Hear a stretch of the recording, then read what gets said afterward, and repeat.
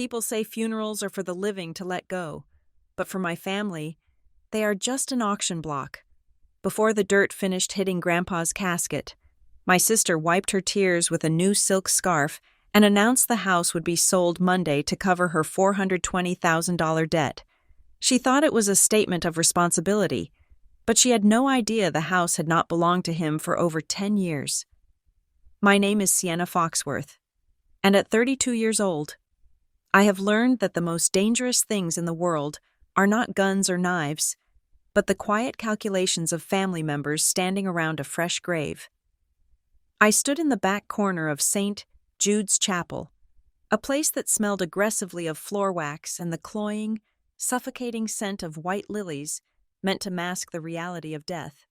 I am a senior auditor at Apex Solutions, a job that requires me to spend my days hunting for discrepancies in financial statements, looking for the tiny cracks in the facade of corporate perfection where the truth hides. Today, however, I was not auditing a balance sheet. I was auditing the performance of my life, starring the two women currently occupying the front pew. From my vantage point in the shadows, I had a perfect view of the production. My mother, Patricia, and my older sister, Bella, were staging a masterclass in performative grief. It was almost impressive in its audacity. Bella was wearing a black dress that was entirely inappropriate for a funeral, a designer piece that hugged her frame so tightly it looked like it had been painted on. It was cut low in the back, revealing skin that had been spray-tanned to a deep, unnatural bronze, contrasting sharply with the somber atmosphere of the church. She wore sunglasses indoors, large, oversized frames with gold logos on the temples that caught the dim light of the chapel every time she moved her head. They were not there to hide tears. They were there to hide the fact that she was bored. I watched her hand, manicured with long, blood-red acrylic nails, tapping incessantly against her thigh. In her other hand, hidden partially by the folds of her dress, but visible to anyone paying attention, was her phone. The screen's blue light cast a ghostly glow up under her sunglasses. She was scrolling, even as the organ music swelled, playing a mournful rendition of Amazing Grace. Bella was checking her engagement metrics, perhaps seeing how many likes her sad-faced selfie from the limousine had garnered in the last 15 minutes.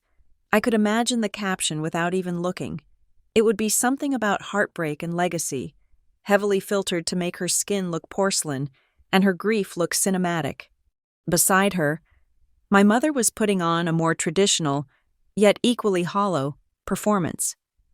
Patricia sat with a handkerchief pressed to her nose, her shoulders shaking in a rhythm that seemed slightly offbeat with the music. Every few minutes, she would lean heavily against Bella, and a ripple of sympathy would move through the congregation.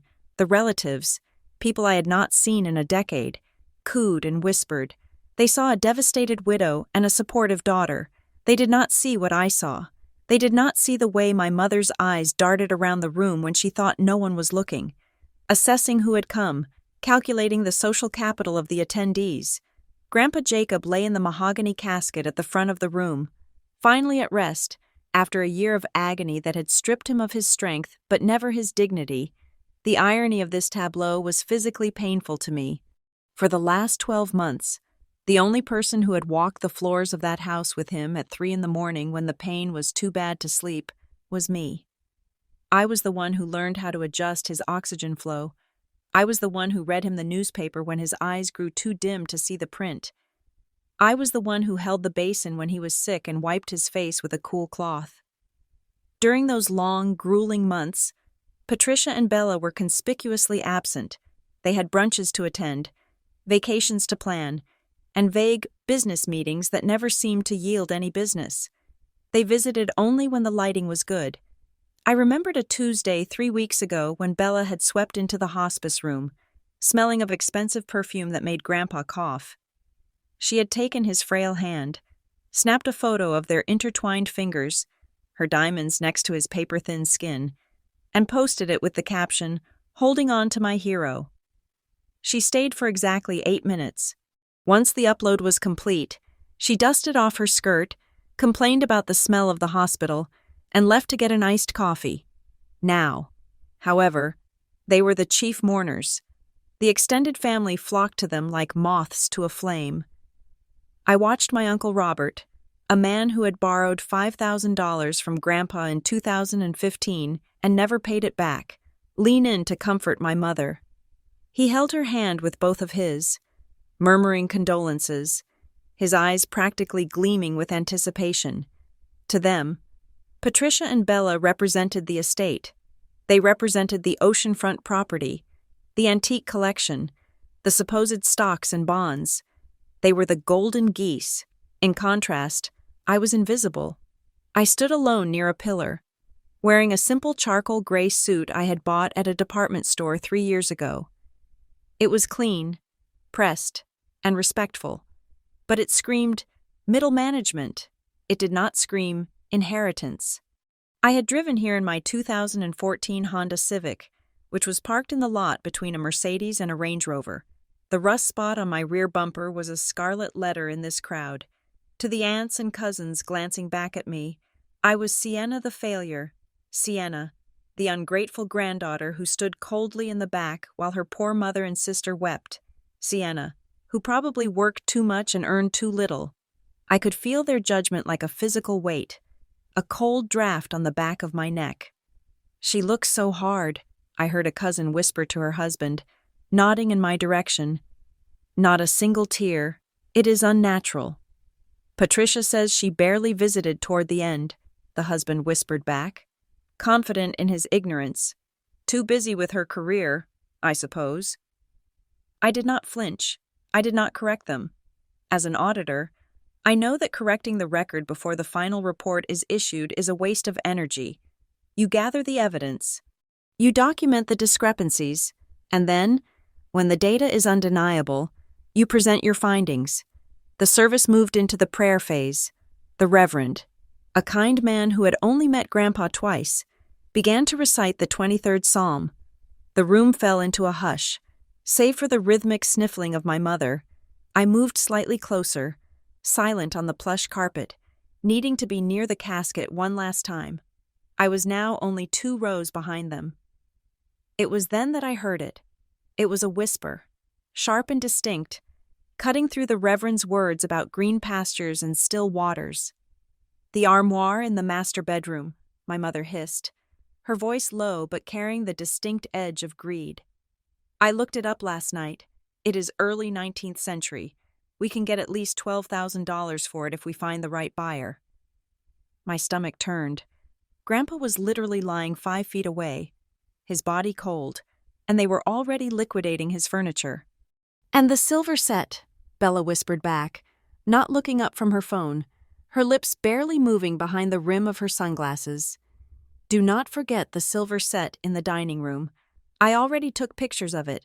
I sent them to an appraiser in the city. He said if it is authentic sterling, we are looking at another $5,000. I need that cash. Mom, the crypto crash killed me." "Hush," Patricia whispered, though her tone was conspiratorial rather than scolding. "We will do a full inventory on Monday. We need to make sure we get the rug appraised too. That Persian rug has to be worth something." I felt a cold rage spread through my chest. Settling deep in my bones, it was a familiar feeling, one I had lived with for years, but today it felt different. Today it felt final.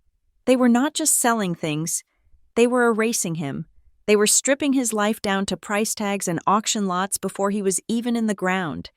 They viewed his legacy not as a life well lived, but as a liquidation sale. My hand went into the pocket of my blazer. My fingers curled around the cold, jagged edge of a brass key. It was old-fashioned, heavy, and unpolished. It was the only thing that kept me grounded in that moment. I squeezed it until the metal bit into my palm, the pain focusing my mind. I closed my eyes and heard Grandpa's voice, raspy and weak from our last conversation 2 days before he passed. He had pulled me close, his grip surprisingly strong for a dying man. "Sienna," he had wheezed, his eyes cloudy but sharp with intelligence. "They are going to come for everything. I know them.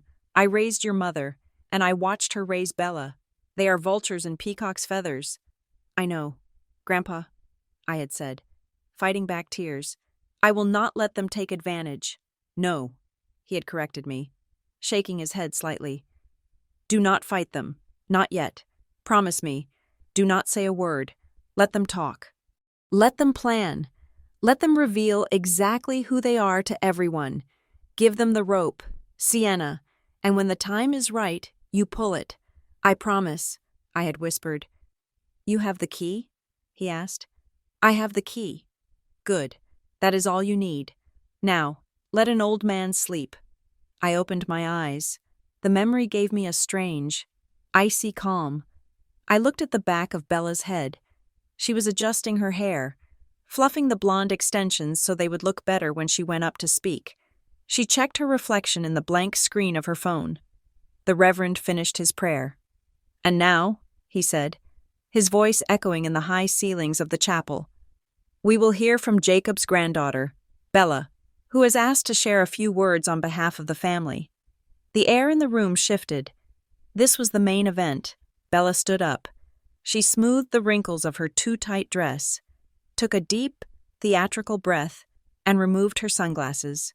She paused for a moment to let the light hit her face, ensuring everyone could see her dry, perfectly made-up eyes. She did not look at the casket. She did not look at the photo of Grandpa on the easel. She looked out at the audience, her eyes scanning the crowd, not for sympathy, but for attention. She did not carry a piece of paper. There were no notes, no heartfelt memories scribbled on a napkin. She walked to the podium with the confident stride of a CEO entering a boardroom, the click-clack of her heels on the marble floor sounding like gunshots in the silence. As she gripped the sides of the wooden lectern, I saw it. I saw the spark in her eyes. It was not grief. It was not sorrow. It was the electric thrill of power. She looked like a predator who had finally cornered its prey. She looked like someone who was about to close the biggest deal of her life. The room waited, expecting tears, expecting a trembling voice. But when Bella opened her mouth, she did not look at the past. She looked straight at the future, her future. Thank you all for coming, she began, her voice steady, practiced, and utterly devoid of warmth. She paused for effect, letting the silence hang. I squeezed the key in my pocket one last time. The auction was about to begin. We often talk about love in the abstract, Bella began, her voice trembling with a practiced vibrato that I recognized from her high school drama club days. She gripped the edges of the wooden podium, her knuckles white, though I suspected this was more from the tension of her own agenda than any overwhelming grief. We talk about Grandpa Jacob as a patriarch, a builder, a man who understood the value of hard work.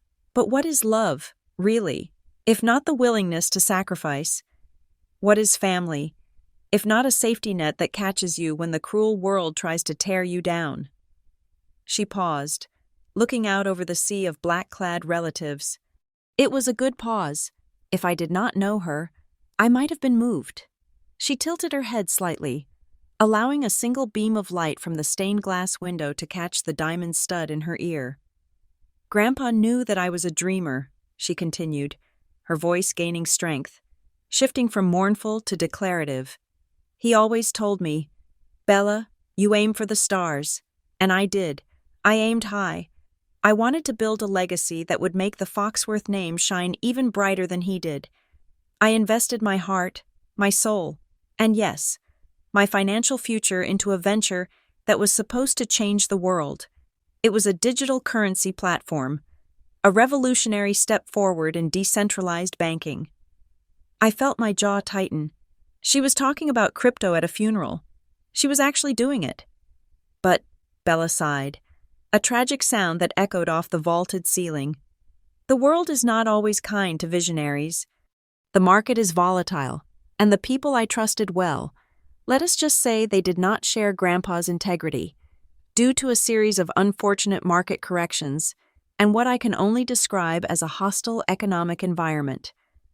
I have found myself in a temporary, but significant, financial deficit. The room was silent. You could hear a pin drop, or more accurately, you could hear the sound of 50 relatives holding their breath, wondering where this was going. I am currently facing a liability of $420,000, she said. She did not stutter. She did not whisper. She said the number, $420,000, with the same casual inflection one might use to order a latte. A ripple of gasps moved through the pews. Heads turned. My Uncle Robert's mouth fell open. A cousin in the third row actually choked on a cough drop. Bella held up a hand, silencing the murmurs before they could fully form. "I know," she said, nodding solemnly. "It is a shock. It has been a burden I have carried alone, in silence, because I did not want to worry anyone, but as I stood by Grandpa's side in spirit during his final days, I realized something. He would not want his favorite granddaughter to be crushed by the weight of a business misfortune. He would not want the Foxworth name to be dragged through bankruptcy court. He was a man of honor, and he believed in clearing one's debts." She took a deep breath, and I saw the muscles in her neck tense. Here it comes. I thought, the pivot. "That is why," Bella announced, her voice ringing out with terrifying clarity. "I have made a decision that breaks my heart, but one that is necessary to save the honor of this family. I have decided to liquidate the asset that is currently sitting idle. I have spoken to a real estate broker this morning, and we are putting the oceanfront property at 88 Ocean View Drive on the market." The gasp this time was louder. It was a collective intake of air that sucked the oxygen right out of the room. That house was the family jewel. It was the place where we had all spent our summers. The place Grandpa had built with his own hands before expanding it into the sprawling estate it was today. "The proceeds from the sale," Bella went on, talking faster now, riding the momentum of her own audacity, "will be used to settle my obligations immediately. The remaining funds, which will be substantial given the current market value of coastal real estate, will be placed into a fund for our mother, Patricia, to ensure she lives out her days in the comfort she deserves. It is the only logical solution. It is the only moral solution." She looked down at our mother in the front row, Patricia, as if on cue, nodded slowly. She dabbed her eyes with her handkerchief and turned slightly so the room could see her profile. "It is true," Patricia said, her voice wavering just enough to sound heartbroken. "It is what my father would have wanted. He told me many times that houses are just wood and stone, but family is flesh and blood. He would never want Bella to suffer for a mistake. He would want to save her. I support my daughter's brave decision to sacrifice her childhood home for the greater good." The narrative was being rewritten in real time. Suddenly, Bella was not a gambler who had lost nearly $500,000 on a scam. She was a martyr making a tough executive call. Patricia was not an enabler. She was a grieving daughter honoring her father's wishes. And then, the room turned. It was a physical sensation. The weight of 100 eyes shifting away from the podium and landing squarely on me. I stood in the back, near the heavy oak doors, my hands clasped in front of me.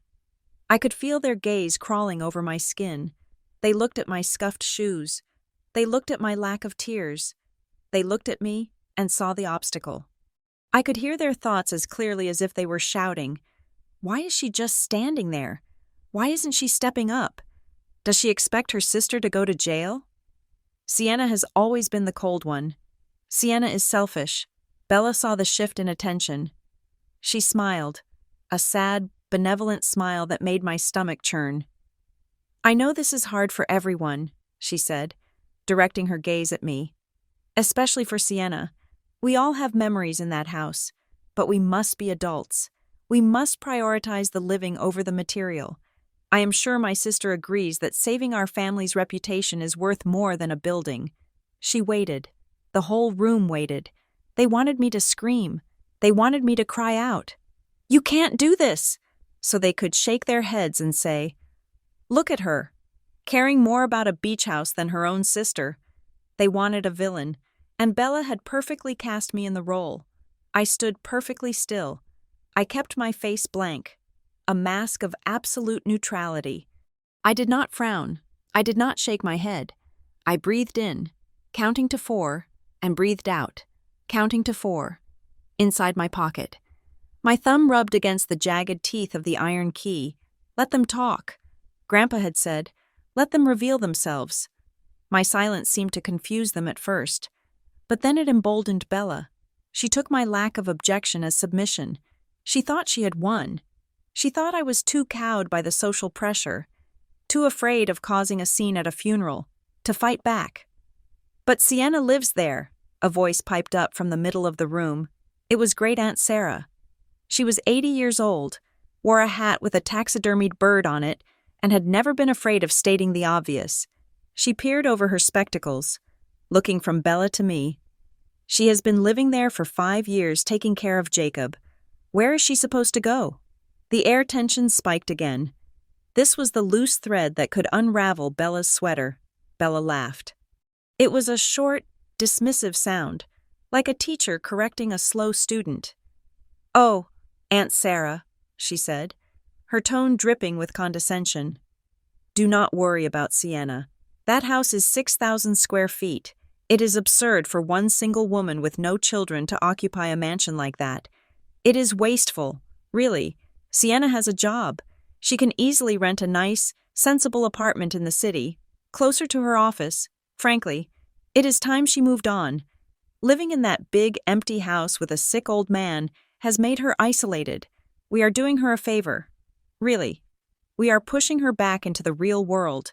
She waved her hand in the air, physically brushing away the concern.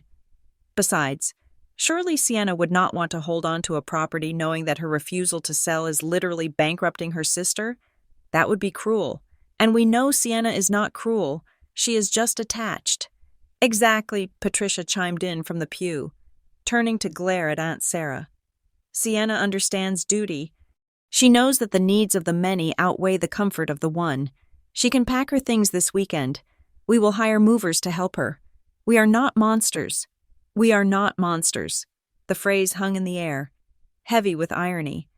They were discussing evicting me from my home, selling the roof over my head to pay for a gambling debt disguised as an investment, while my grandfather's body was not even in the ground yet, and they called themselves benevolent. I looked at Aunt Sarah. She looked back at me, waiting for me to defend myself. When I remained silent, she sighed, shook her head, and sat back down. The last line of defense had fallen. The relatives relaxed. If Sienna was not fighting it, then it must be okay. It must be the right thing to do. Bella beamed. She looked taller now, inflated by her victory. She checked her watch, a gold Rolex that I knew for a fact was a high-quality replica she had bought on Canal Street 2 years ago. "It is settled," Bella announced, closing her hands on the podium as if she were banging a gavel. "I have already instructed the agency to expedite the process. The listing went live on the multiple listing service at 9 o'clock this morning. We have priced it for a quick sale. We expect to be showing the house to cash buyers as early as tomorrow. With any luck, we will have a contract signed and the deposit in hand by Friday. This nightmare will be over. And we can all move forward as a family, debt-free and united." She looked directly at me then. Her eyes were hard, triumphant, daring me to speak. "I beat you," her look said. "I took the initiative. I controlled the narrative, and now you are homeless." "Thank you all for your support," Bella said, stepping back from the microphone. "Now let us proceed to the burial. Grandpa has a schedule to keep." She walked down the steps of the chancel, her heels clicking rhythmically. As she passed the pew where our mother sat, Patricia reached out and squeezed her hand. They exchanged a look, a quick, conspiratorial glance that sealed the pact. They truly believed they had pulled it off. They believed that by speaking loudly and confidently, they could alter reality. They believed the house was theirs to sell because they wanted it to be. I watched them walk up the aisle toward the exit, leading the procession behind the casket. As Bella passed me, she did not even look at me. She looked through me, to her. I was already gone. I was just another piece of furniture to be moved out before the new owners arrived. I let out a slow, steady breath.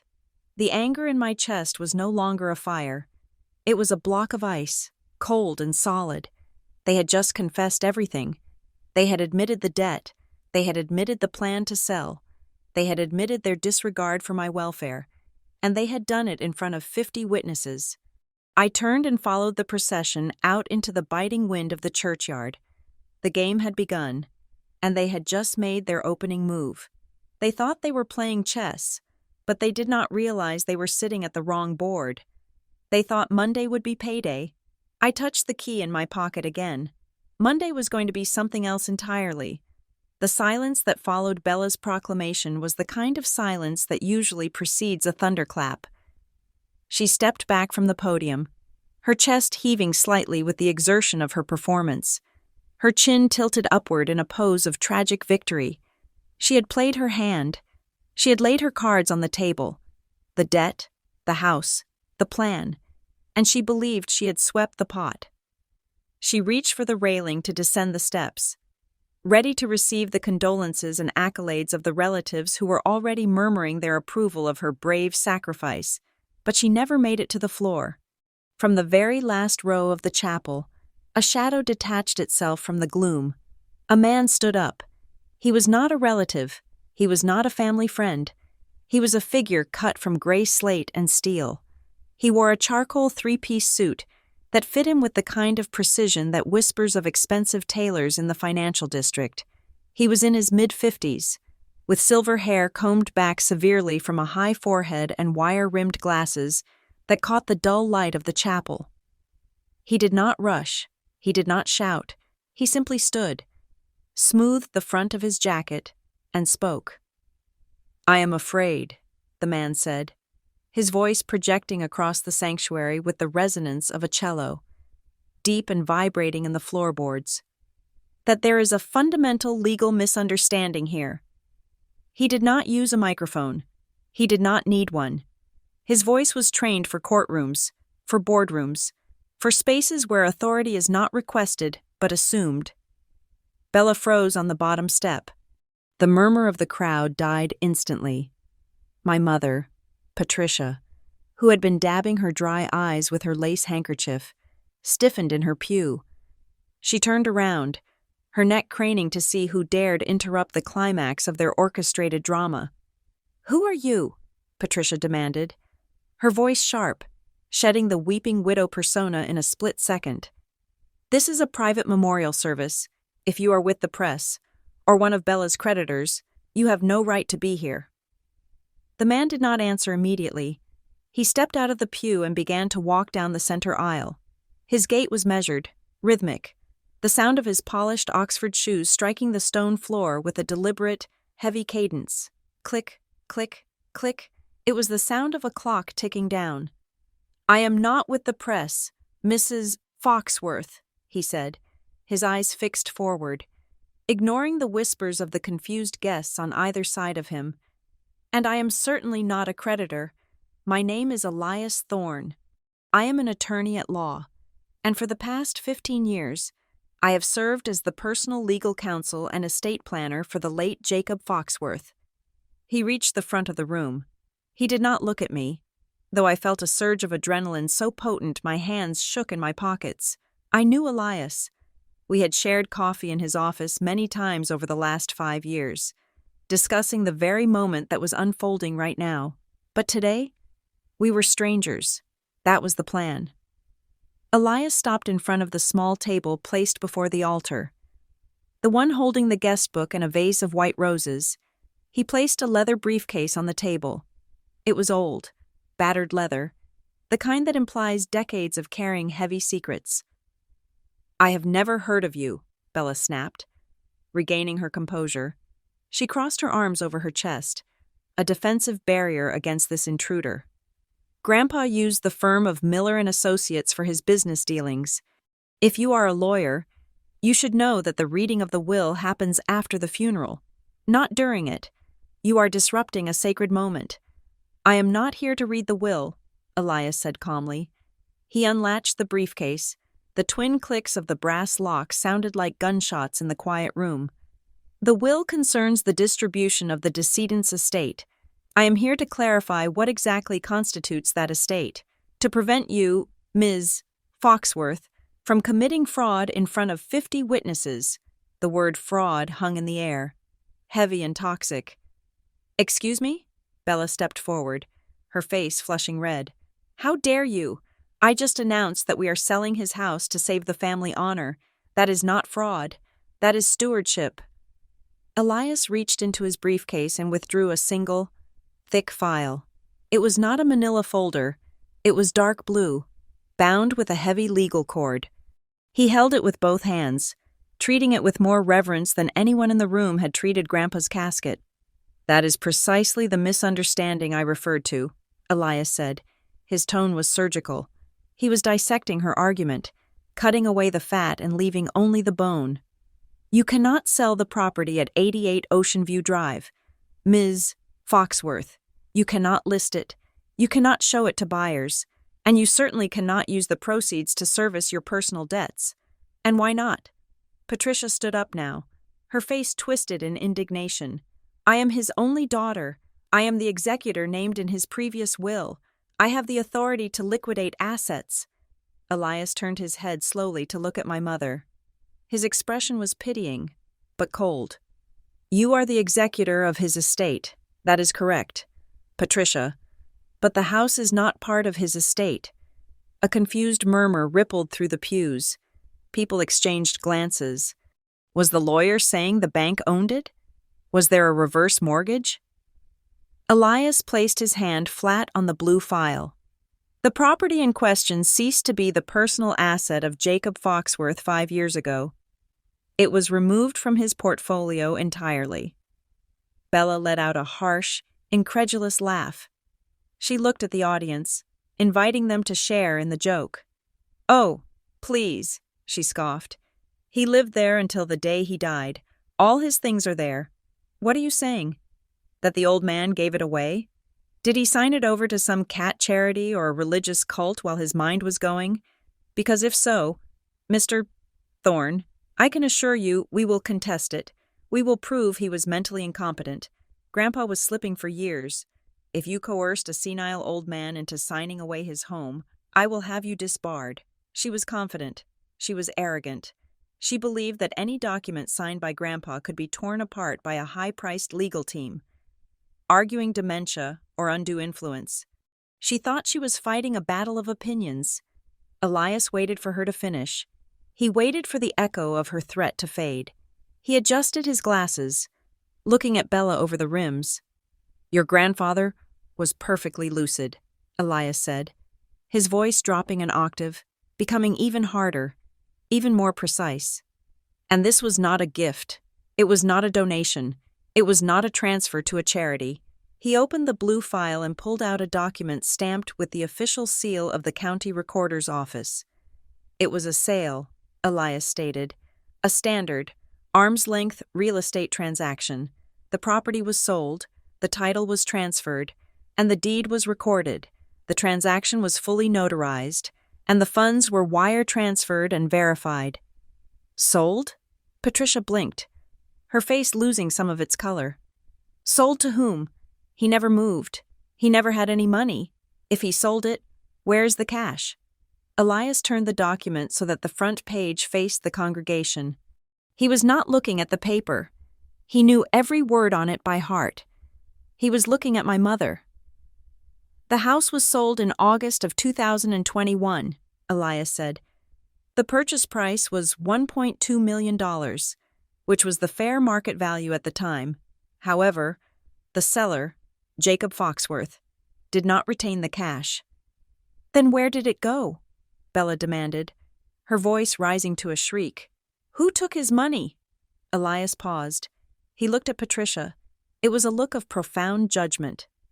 "The entirety of the sale proceeds," Elias said, articulating every syllable with deliberate slowness, "was used to satisfy a series of outstanding liabilities, specifically 3 promissory notes held by private lenders in Atlantic City and Las Vegas." The air left the room. It didn't just thin out. It vanished. My mother froze. Her hand went to her throat, clutching the pearls she wore, pearls that Grandpa had bought her for her 21st birthday. Her mouth opened, but no sound came out. Her eyes went wide, terrified. darting from Elias to the relatives sitting behind her. Elias continued, relentless as a tide.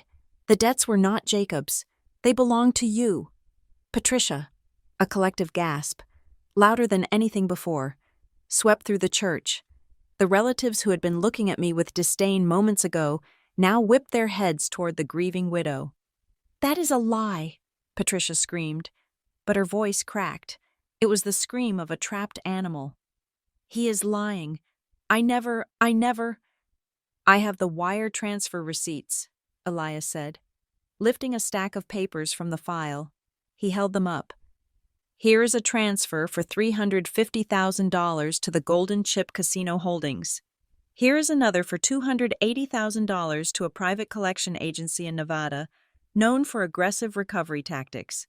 And here's the final payment of $570,000 to consolidate credit card debt across 12 different accounts. Elias lowered the papers, his voice turning grim.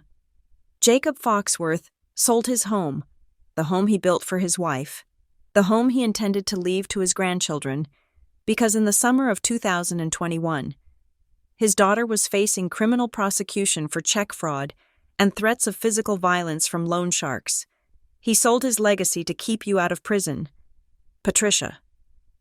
The revelation hit the room like a physical blow. The image of the saintly, grieving daughter disintegrated instantly. In its place stood a woman who had gambled away her father's security. Bella stared at her mother, her face a mask of horror. Mom? She whispered. You told me Grandpa was just helping you with some bad stock investments. You told me it was only a few $1,000s. Patricia was shaking. She gripped the back of the pew in front of her, her knuckles white. She looked small. She looked exposed. He promised, Patricia hissed, tears of rage and humiliation finally spilling over. He promised he would never tell. He swore on Mom's grave he would take it to his own grave. He did, Elias replied coldly. He never spoke a word of it to anyone while he was alive. He protected your reputation until his last breath, but he also knew you. Patricia, he knew that the moment he was gone, you would try to take whatever was left. He knew you would try to sell the house again, not realizing it was no longer yours to sell. Elias closed the blue folder with a final, decisive snap. He anticipated this exact moment, Elias said. He instructed me that if you or Bella ever attempted to liquidate the property, I was to reveal the truth of the 2021 transaction. He wanted to save you from yourselves. But since you have just announced a fraudulent sale to cover yet another generation's gambling debts, his instructions are to produce the deed and clarify the ownership. Bella looked from Elias to her mother, and then, slowly, her eyes turned to the empty space where she thought the owner should be. If he sold it, Bella whispered, her voice trembling with the dawning realization of a horror she couldn't yet name. And he stayed living there, then who bought it? Who has the deed? Who owns the house? Elias did not answer her immediately. He turned his head slowly, deliberately, until his gaze found the back corner of the room. He looked past the shocked faces of the aunts and uncles. He looked past the cousins who were frantically whispering to one another. He looked straight at me. The purchaser, Elias said, his voice ringing out with finality, was the only person who actually had liquid assets at the time, the only person who had saved her inheritance from her grandmother instead of spending it, the only person who was willing to buy the house to save her mother from jail, on the condition that her grandfather be granted a life estate to remain in the home until his death. He gestured toward me with an open hand. The sole owner of 88 Ocean View Drive, Elias declared, is Ms. Sienna Foxworth. Who? Bella screamed, the sound tearing through the stunned silence of the chapel like a piece of ripping canvas. She looked frantic, her head whipping back and forth between Elias and the empty space where she imagined a wealthy, faceless investor stood. Who has that kind of money? Who would buy a mansion 5 years ago and just let him live there for free? Is it some secret partner? A mafia front? Her desperation was ugly. It was the desperation of a woman watching her lifeline, Her only exit strategy from a prison of debt: dissolve into smoke. Elias did not speak immediately. He simply turned his body, a slow, deliberate pivot that drew every eye in the room along with him. He raised one hand, his index finger extending like the needle of a compass finding true north. He pointed directly at the back corner of the room. He pointed at me. "The legal owner," Elias said, his voice dropping to a register that vibrated in the floorboards. "The person named on the deed, and the sole beneficiary of the trust established to protect this asset, is Ms. Sienna Foxworth." The air in the room seemed to solidify. 50 heads turned in unison. The sound of fabric rustling against wood was the only noise as necks craned and bodies shifted. They looked at me. They looked at my scuffed shoes. They looked at my off-the-rack gray suit that had seen better days. They looked at the woman they had dismissed as a failure. A spinster, a boring number cruncher who lived in the shadow of her glamorous sister. And for the first time in my life, I did not look away. I stood up. My legs felt heavy, not with fear, but with the weight of the secret I had carried for half a decade. I buttoned my blazer, a slow, methodical gesture that I had practiced in the mirror 1,000 times. I walked out of the shadows of the back row and into the center aisle. The click of my heels on the stone floor was steady. I was not walking like a mourner. I was walking like the owner. "That is impossible," Patricia gasped. She was gripping the pew in front of her so hard her knuckles were white. "Sienna? Sienna is an auditor. She makes a salary. She drives a 10-year-old car. She clips coupons." I stopped 10 feet away from them. I looked at my mother, really looked at her, for the first time in years, underneath the expensive makeup and the black veil. She looked terrified. She looked like a child who had been caught stealing from the cookie jar, only to realize the jar belonged to the person she hated most. "You are right, Mother," I said. My voice was calm, terrifyingly calm. It sounded strange to my own ears, stripped of the apologetic tone I had used with them for decades. "I do clip coupons. I do drive an old car. I do live simply. That is exactly why I had the money when Grandpa needed it." The memory hit me then. A sudden, violent wash of cold rain and cigar smoke. Flashback. November 2021. It was a Tuesday night. The storm outside was battering the coast, throwing waves against the seawall with a rhythmic, booming violence. I had driven over to the house because Grandpa had sounded strange on the phone. Hollow. Defeated. I found him in his study, sitting in his leather wingback chair. The room was dark, lit only by the dying embers of the fireplace. On the desk in front of him sat a bottle of scotch, half empty, and a stack of papers that looked like legal threats. Grandpa was crying. I had never seen Jacob Foxworth cry. He was a man made of iron and salt water, a man who had buried a wife and built a fortune without shedding a tear in public. But there he was, his face buried in his hands, his shoulders shaking with silent, racking sobs. "Grandpa?" I whispered, rushing to his side. "What is it? Is it the cancer? Is the pain back?" He looked up at me, his eyes red and rimmed with exhaustion. "It is not the cancer, Sienna," he rasped. "It is Patricia. She has done it this time. She has really done it." He pushed the papers toward me. I picked them up. They were demand letters, promissory notes, gambling debts signed in shaky handwriting. The total was staggering, $1.2 million, and the people holding the debt were not banks. They were LLCs, with vague names registered in Nevada and Atlantic City. The kind of people who did not sue you. They broke your legs. "They came here today," Grandpa whispered, shame coloring his cheeks. 2 men.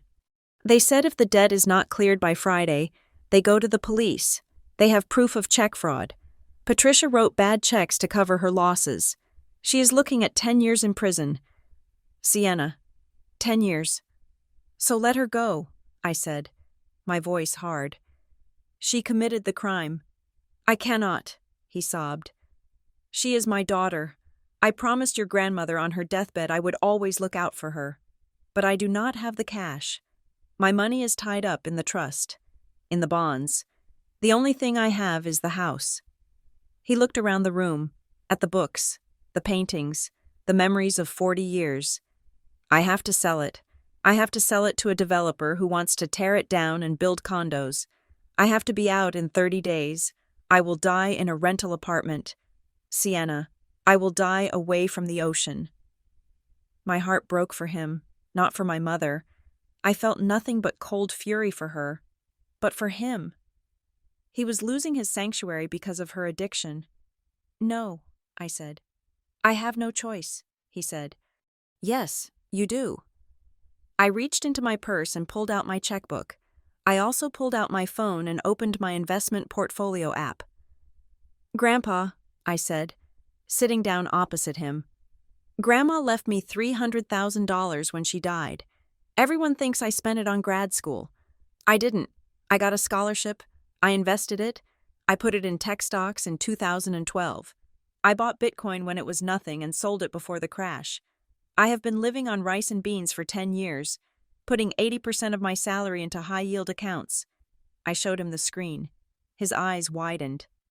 "I will buy the house," I said. "I will pay off the debts. I will wire the money to these thugs tomorrow morning." "Sienna," he gasped, "that is everything you have, your entire future." "You are my future," I said fiercely, "but I have conditions, 2 conditions." He nodded, tears streaming down his face. "Anything. Number 1, I said, you stay here. We write a life estate clause into the deed. This is your house until your last breath. You never move. You never pack a box. And the second? Patricia never knows," I said. "She thinks you sold it to a stranger. She thinks you found a miraculous investor. If she knows I saved her, she will hate me for it. And if she knows I have money, she will never stop coming for me. She must never know that the roof over her head belongs to the daughter she calls a failure." Grandpa looked at me then, and I saw a new respect in his eyes. He saw the steel in me that I had inherited from him. "Agreed," he whispered, and flashback. "You lie." Patricia's shriek brought me back to the cold reality of the chapel. She stumbled out of the pew. Her face twisted in a mixture of rage and disbelief. "You? You have $1 million? You barely buy new clothes. You did not even buy a gift for Bella's engagement party."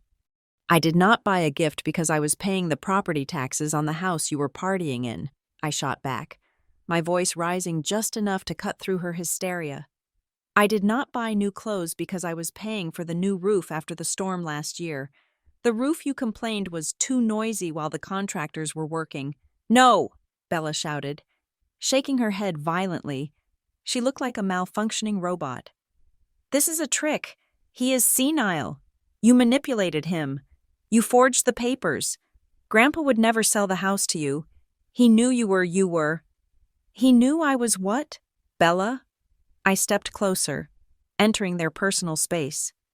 "Responsible? Capable? The only person in this family who understands that money is something you earn, not something you bleed out of your parents?" "You are a liar!" Bella screamed, lunging toward Elias. "Show me the papers. It is a forgery. I want to see the date. I want to see the signature." Elias did not flinch. He simply opened the blue file again. He pulled out a stack of documents, thick and heavy. "Here is the notarized deed of sale, dated August 14th, 2021, Elias said, holding the paper up. The notary seal was clearly visible, red and official. "Here is the bank statement from Apex Credit Union, showing a wire transfer of $1,200,000 from the account of Sienna Foxworth to the account of Jacob Foxworth." He flipped to another page. "And here," Elias said, his voice turning even colder, "are the property tax records for the last 5 years. Public record. Bella. You could have looked them up online at any time. Owner of record, Sienna Foxworth. You were so busy counting the money you thought you would get. You never bothered to check if the asset actually existed." Bella snatched the papers from Elias's hand. She stared at them, her eyes scanning the lines frantically. Her hands began to shake. She saw the dates. She saw the amounts. She saw Grandpa's signature. Firm, strong, undeniably his. "He paid the debts," Bella whispered, reading the disbursement sheet. "Golden Chip Casino Nevada Collections." She looked up at our mother. "It is true. He really did sell the house to pay for your gambling." Patricia wilted. The truth was there, in black and white ink, held in her daughter's trembling hands. The murmurs in the room grew louder. The relatives were piecing it together. The rich widow was a broke gambler, the successful sister was a crypto scammer, and the failure was the millionaire landlord. "I saved you," I said to my mother, my voice quiet now, intimate in its intensity. 5 years ago, you were going to prison. You were going to be humiliated. Grandpa begged me. He cried in my arms. I spent every dime I had to keep you safe, to keep this family's name clean. And how did you repay him? By waiting for him to die so you could sell the house again. "I didn't know," Patricia stammered, backing away from me. "Sienna, baby, I didn't know it was you." "Would it have mattered?" I asked. "If it had been a stranger? Would it have been okay to throw Grandpa's legacy on the auction block before his body was cold?" "It is not fair." Bella threw the papers onto the floor. She looked like a tantruming toddler. "That is my inheritance. That house is supposed to be half mine. You tricked him. You stole my birthright." "Your birthright?" I laughed. A dry, humorless sound. "Your birthright was spent 5 years ago. Bella. It was spent on slot machines and high-interest loans. You are not a victim here. You are just a guest who overstayed her welcome." Elias stepped forward, retrieving the papers from the floor with dignified grace. He placed them back in the folder and snapped it shut. "The legal reality is incontrovertible," Elias addressed the room, acting as the final judge. "Ms. Foxworth is the sole owner. There is no estate to probate regarding the real property. There is no house to sell, and consequently," he looked at Bella, who was breathing hard, her chest heaving, her eyes wild with panic as the reality of her $400,000 debt crashed down on her. "There are no funds to cover your liabilities. Ms. Foxworth, the house stays with Sienna." The silence that followed was total. It was the silence of a guillotine blade that had finally fallen. Bella looked at me, and for the first time, I saw true fear in her eyes. She wasn't looking at her sister anymore. She was looking at the only person who could save her, and realizing she had just spent the last hour trying to destroy her. "Sienna," Bella whispered, her voice cracking. "Sienna, please. The loan sharks are real. They will kill me." I looked at her. I looked at the sister who had mocked my clothes, who had belittled my job, who had tried to evict me from my own home. "I know," I said. "I dealt with your kind of creditors 5 years ago. They are very persistent." I turned my back on her and walked toward the casket. I placed my hand on the polished wood. "But unlike Grandpa," I said over my shoulder, "I do not negotiate with terrorists, and I certainly do not pay for them." The service dissolved, not into a somber procession, but into a chaotic murmuring that sounded less like a funeral and more like a stock exchange floor where the market had just crashed. The air inside St. Jude's Chapel was thick with the dust of shattered expectations. I did not wait for the reception. There would be no ham sandwiches or lukewarm coffee for me today. I turned on my heel, the stone floor cold beneath my feet, and walked toward the heavy oak doors, with Elias Thorne falling into step beside me like a silent, gray-suited bodyguard. "You handled that with remarkable restraint," Elias said, his voice low as we pushed out into the biting wind of the overcast afternoon. The sky was a bruised purple, threatening a storm that matched the atmospheric pressure inside the church. Most clients in your position would have screamed. "I did scream, Elias," I replied, buttoning my coat against the chill. "I just did it 5 years ago when no one was listening. Today was just paperwork." We walked toward the parking lot, the gravel crunching loudly under our shoes. My Honda Civic was parked in the far corner, isolated from the fleet of luxury rentals and leased SUVs that belonged to the rest of the family. I just wanted to get into the car, lock the doors, and drive to the ocean. I wanted to sit in the house that was legally mine and listen to the waves until the noise of my mother's betrayal faded from my ears. But as I reached for the door handle, a black Mercedes SUV roared across the asphalt, the engine revved with a mechanical scream, and the car skidded to a halt directly in front of my bumper, blocking my exit. The tires smoked slightly, leaving black streaks on the pavement. It was a violent, aggressive maneuver, the kind of thing you see in road rage incidents. Not at a funeral. The driver's door flew open. Bella stepped out. If she had looked like a polished, grieving angel in the chapel, she now looked like a woman on the verge of a psychotic break. Her sunglasses were gone. Her mascara was smeared beneath her left eye. A jagged black tear that ruined the perfection of her makeup. The veins in her neck were corded tight, and her hands were shaking so badly that she dropped her car keys on the ground. She didn't even bother to pick them up. "You think you are smart?" Bella hissed, stalking toward me. She ignored Elias completely. Her eyes were wide, the pupils dilated with adrenaline and terror. "You think pulling out a deed makes you the winner? You have no idea what you have just done." "Sienna." I leaned back against my car, crossing my arms. I felt a strange detachment, as if I were watching a nature documentary about a predator that had suddenly realized it was the prey. "I know exactly what I have done. Bella, I stopped you from selling my house." "It is not a house," she screamed, closing the distance between us. She stopped only inches from my face. I could smell the stale scent of champagne on her breath, likely from a pre-funeral nerve stealer. "It is my life, Sienna. It is my literal life. You do not understand. I have already taken the deposit." I blinked. The wind whipped my hair across my face, but I did not move to brush it away. "You did what?" "I took the deposit," she repeated, her voice dropping to a frantic whisper. $50,000. Cash. In a duffel bag. I took it yesterday morning." "You took a deposit on a house you do not own," I stated, my mind instantly categorizing this under fraud and grand larceny in the internal filing cabinet of my auditor brain. "That is a crime, Bella. You need to return it immediately." "I cannot return it," she shrieked, grabbing the lapels of my coat. Her grip was weak, trembling. "I spent it. I sent it to the crypto exchange to try and leverage my position back up. I thought if I could just double it, I could pay them back and keep the house money too. But it is gone. The market tanked again this morning. It is all gone." I looked at her hands on my coat. I carefully reached up and peeled her fingers off, one by one. "Then you are in trouble. But that is not my problem."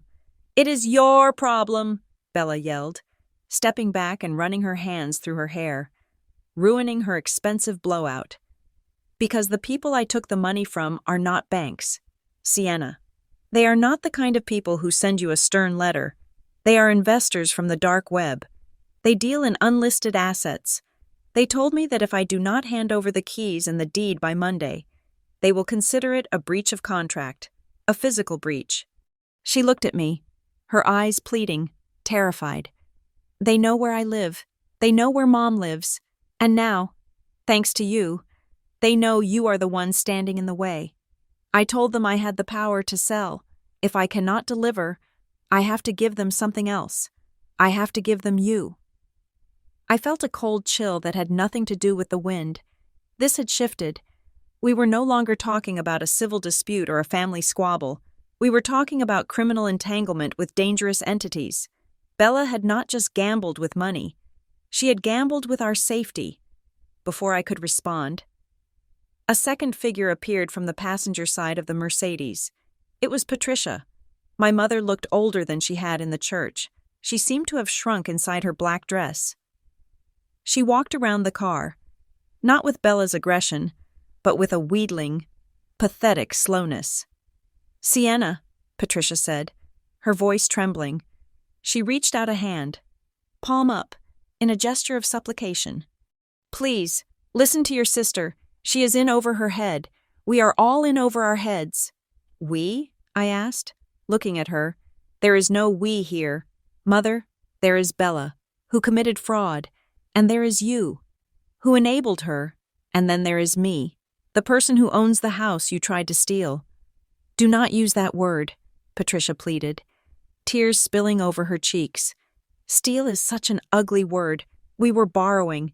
We were going to pay you back eventually, once Bella's investments turned around. We are family. Sienna, blood is thicker than water. You cannot let your sister be hurt by these people. You cannot let them come after me." She took a step closer, her eyes wide and imploring. "Just sign the transfer papers. Elias can draw them up right now. Transfer the deed to Bella, just for a week. Let her close the sale, pay off these men, and we will give you half the remaining profit. We will make it right. I promise." I stared at her. It was breathtaking. Really. The gaslighting was so instinctive, so ingrained in her psyche that she probably didn't even realize she was doing it. She was asking me to give up $1 million asset, my home, to save them from the consequences of their own greed, and she was framing it as an opportunity for me to be a good daughter.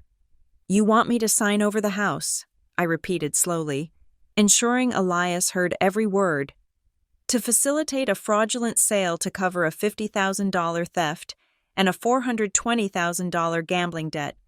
And you think I should do this because we are family?" "Yes," Patricia nodded eagerly, mistaking my clarification for agreement. "Because we love you, because we are all we have. Your grandfather would not want this. He would not want violence. He would want you to save us." "Grandpa is dead," I said, my voice cutting through the air like a knife. "And do not dare speak for him. You sold his peace of mind 5 years ago. You lost the right to use his name as a bargaining chip." I stepped away from the car, moving closer to Elias. "Family is supposed to protect you. Mother, family is not supposed to serve you up to loan sharks as collateral. You talk about blood? The only blood I see is the blood you are trying to squeeze from a stone." "Sienna!" Bella shouted, slamming her hand against the hood of her Mercedes. "Stop being so self-righteous. You have always been this way. Cold, calculated. You think you are better than us because you played it safe? You are boring. You are nothing. Now sign the paper or I swear to God, I will tell these men that you are the one who stole their money. I will give them your address. I will tell them you are the one holding out on the deal." "That sounds like a threat of extortion," Elias interrupted, his voice calm but carrying the weight of a sledgehammer. He stepped forward, placing himself slightly in front of me. "I would advise you to be very careful with your next words, Ms. Foxworth. Anything you say can be used in the criminal proceedings that are likely to follow." "Shut up!" Bella screamed at him. "This is family business." "It ceased to be family business the moment you threatened my client's physical safety," Elias replied. I looked at them, my mother, weeping fake tears of victimhood, and my sister, baring her teeth like a cornered animal. I felt a profound sense of loss, but it wasn't for them. It was for the idea of them. I was mourning the death of the hope that one day they might actually love me. "The family didn't die when Grandpa took his last breath," I said, my voice quiet. "The family died when you stood in that pulpit and tried to sell his home while his body was still in the room. You killed it. Bella, you and Mom. You buried it right next to him." I turned to get into my car. I was done. I needed to get to the house, change the locks, and call the police to report Bella's threats. But as I reached for the door handle, my phone buzzed in my pocket. It was a sharp, insistent vibration. 3 short pulses. That was the specific haptic pattern for a security alert. I frowned. I had installed a comprehensive smart home system 2 years ago. Cameras, motion sensors, glass break detectors. I had done it secretly, disguising the cameras as smoke detectors and motion sensors as air fresheners. Grandpa knew. Of course, he loved watching the feed on his iPad, calling it his command center, but Patricia and Bella had no idea. I pulled the phone out. A red banner was flashing across the screen. "Alert. Rear entry forced. Alert. Motion detected in living room. Alert. Motion detected in master bedroom. My blood ran cold. I looked at the timestamp. 1 minute ago. Who is at the house? I asked, looking up at Bella. Bella stopped screaming. She blinked, her face going blank. What? The house, I demanded, stepping toward her, my anger flaring hot and bright. Who is at the house right now? You and Mom are here. I am here. Who is there? Bella glanced at Patricia. It was a quick, guilty flick of the eyes, a look that said, "She knows." "No one?" Bella stammered, but her voice lacked conviction. "Just maybe the cleaning crew. I sent them over to tidy up before the showing." "You do not have a showing," I snapped. "And cleaning crews do not force the back door. Who is there?" I tapped the notification on my screen. The live video feed loaded. The connection was choppy for a second, then cleared. The camera in the living room, hidden inside the vintage clock on the mantelpiece, showed a grainy but unmistakable image. 2 men in blue coveralls were moving through the room. They were not cleaning. One of them was lifting the heavy silver tea set, the one Bella had whispered about during the prayer, and dumping it into a plastic crate. The other was taking the painting of the harbor off the wall. I switched the feed to the master bedroom. Another man was there. He was rifling through Grandpa's dresser. He wasn't looking for clothes. He was looking for the hidden safe. "You gave them the key," I whispered, the realization hitting me like a physical blow. "You still have the spare key, the one Grandpa kept under the planter for emergencies. You took it." Patricia looked down at her shoes. "We just wanted to secure the assets," she mumbled. "Before the bank took them, we thought if we moved the valuables to a storage unit, we could keep them safe." "Safe?" I shouted, holding the phone up so they could see the screen. "You hired looters. You hired thieves to strip the house while we were at the funeral. You knew you might not get the sale through quickly, so you decided to steal everything inside it first." "It is our stuff," Bella yelled, abandoning the lie. "It is family heirlooms. It belongs to us, not you. We have the right to take it." "It is grand theft," Elias said, peering at the screen over my shoulder. "Everything inside that house is the property of the Life estate, which has now reverted to the owner. Sienna owns the tea set. Sienna owns the paintings. Those men are committing a felony." I watched the screen. One of the men was now moving toward the hallway, toward the study, toward the place where I kept the original deed and the trust documents. "They are not just taking the silver," I said, my voice hardening. "They are looking for papers. They are looking for anything they can destroy to cloud the title." I looked at Bella. She was smiling. It was a small, pasty smile. "Well," she said, shrugging, "possession is 9/10 of the law, right? If the house is empty when you get there, good luck proving what was inside." She thought she had checkmated me. She thought that because I was here, 20 minutes away from the house, I was powerless. She thought I would have to stand here and argue while her hired goons stripped my legacy bare. She was wrong. "Elias," I said, not taking my eyes off the screen. "Get in the car, call the precinct, ask for Officer Miller. Tell him we have a burglary in progress at 88 Ocean View. Tell him the suspects are armed and dangerous." "Done," Elias said. Already dialing. I turned to Bella. "You gave them the spare key," I said softly. "But you forgot one thing. I changed the locks on the front door 3 years ago when you lost your set." "So?" Bella sneered. "They went in the back. The back door key never changed." "No," I agreed. "The back door key is the same, but the security system is new." I tapped a button on my phone screen. It was a red button with a shield icon. "Activate protocol, lockdown." "What did you do?" Bella asked, seeing the malicious satisfaction on my face. "Smart locks," I said, opening my car door. "And automated shutters. I just engaged the hurricane shutters on every window and deadbolted the doors electronically. Those men are not getting out, and the police are already on their way." Bella's face went white. She realized what this meant. If the men were caught inside, trapped like rats in a cage, they would talk. They would give up the name of the person who hired them. They would give up Bella. "You cannot do that," she screamed, lunging for my phone. "Let them out! Sienna, they will arrest me!" I slammed my car door. Locking it instantly, I started the engine. Bella pounded on the window, her mouth opening and closing in a silent scream of panic. Patricia stood behind her, hands covering her mouth in horror. I put the car in reverse, backing away from the two women who had been my tormentors for 30 years. I didn't look back. I shifted into drive and floored the accelerator, the tires biting into the gravel as I sped toward the exit. The legal battle was over. The criminal investigation was about to begin, and I had a front-row seat to the best show in town. The drive from St. Jude's Chapel to the coast usually took 20 minutes. I made it in 11. My hands were white-knuckled on the steering wheel, the leather hot and slick against my palms. The engine of my Honda Civic whined in protest as I pushed the needle past 80 miles per hour on the winding descent of Route 1. Beside me, Elias Thorne was the picture of practiced calm, though his right hand gripped the passenger door handle tight enough to turn his fingertips pale.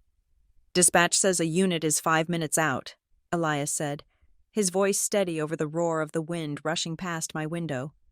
"Officer Miller is responding personally. He knows the property." 5 minutes is too long," I said, my voice tight. "They are gutting it. I can feel it."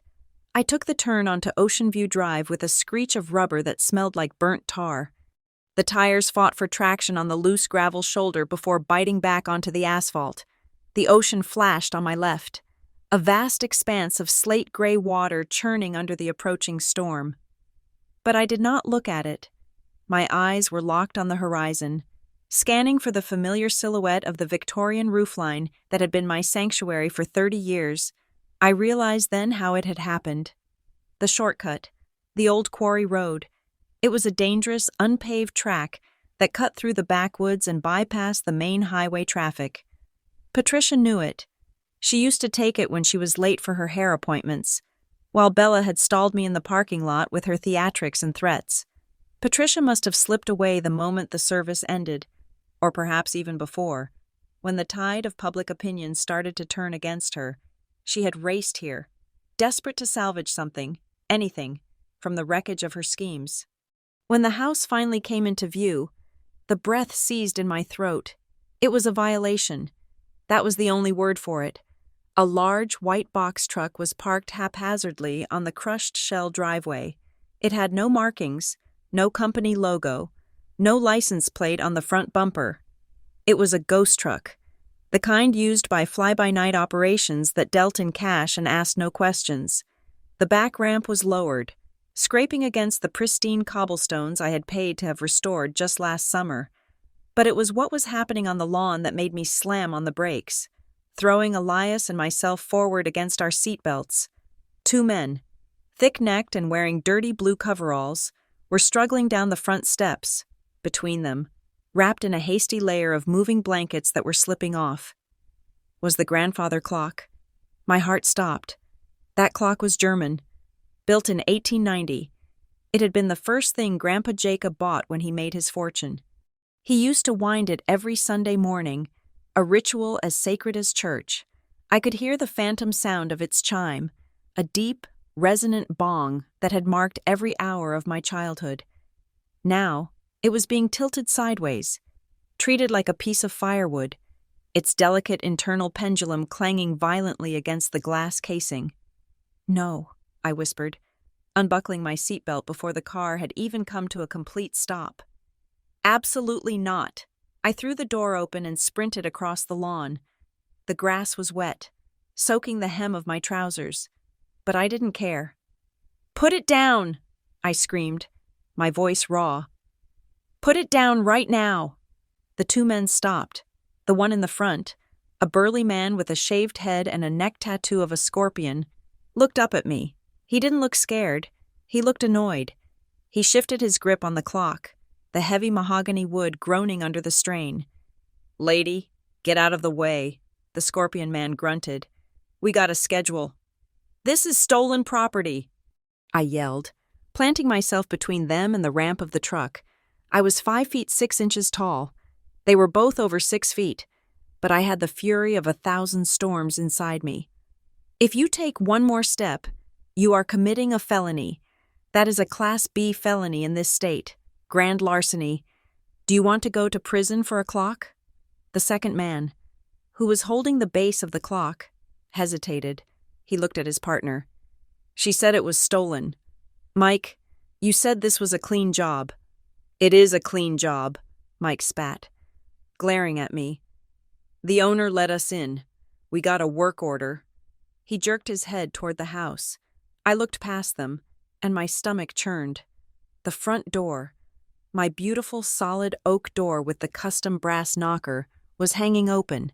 The wood around the lock was splintered, jagged shards sticking out where a crowbar had forced the deadbolt. The smart lock I had installed, the one I had relied on, was hanging by its wires, a useless piece of plastic against the brute force of desperation. And there, stuck into the soft earth of the flower bed, right next to the ruined door, was a sign. It was not a professional real estate sign. It was a piece of white poster board stapled to a wooden stake. Written on it in thick, frantic black marker were the words, "House for sale, cash only, inquire inside." It was crude. It was tacky. It was the desperate flailing of a drowning woman trying to sell the water she was sinking in. "There is no owner inside," I shouted at the men, pulling my phone from my pocket. I switched to the camera app and hit record. "I am the owner. My name is Sienna Foxworth. The deed is in my name. The woman inside is a trespasser." I shoved the phone toward Mike's face. "Smile," I snapped. "Your face is now on the cloud. The police are 3 minutes away. If that clock is not on the ground in 10 seconds, I will make sure you are charged as accessories to burglary." Mike blinked. The confidence in his eyes wavered. He looked at the phone, then at the house, then back at me. He knew the look of a homeowner. He knew the look of someone who had the law on their side. "Set it down," Mike muttered to his partner. "But Mrs. Foxworth said," the other guy started. "I said set it down," Mike barked. They lowered the clock onto the gravel driveway with a heavy thud. The sound of the weights crashing inside made me wince, but at least it wasn't in the truck. "We are just movers, lady," Mike said, raising his hands, backing away. "We don't want no trouble. We were hired off Craigslist, cash job, $50 an hour."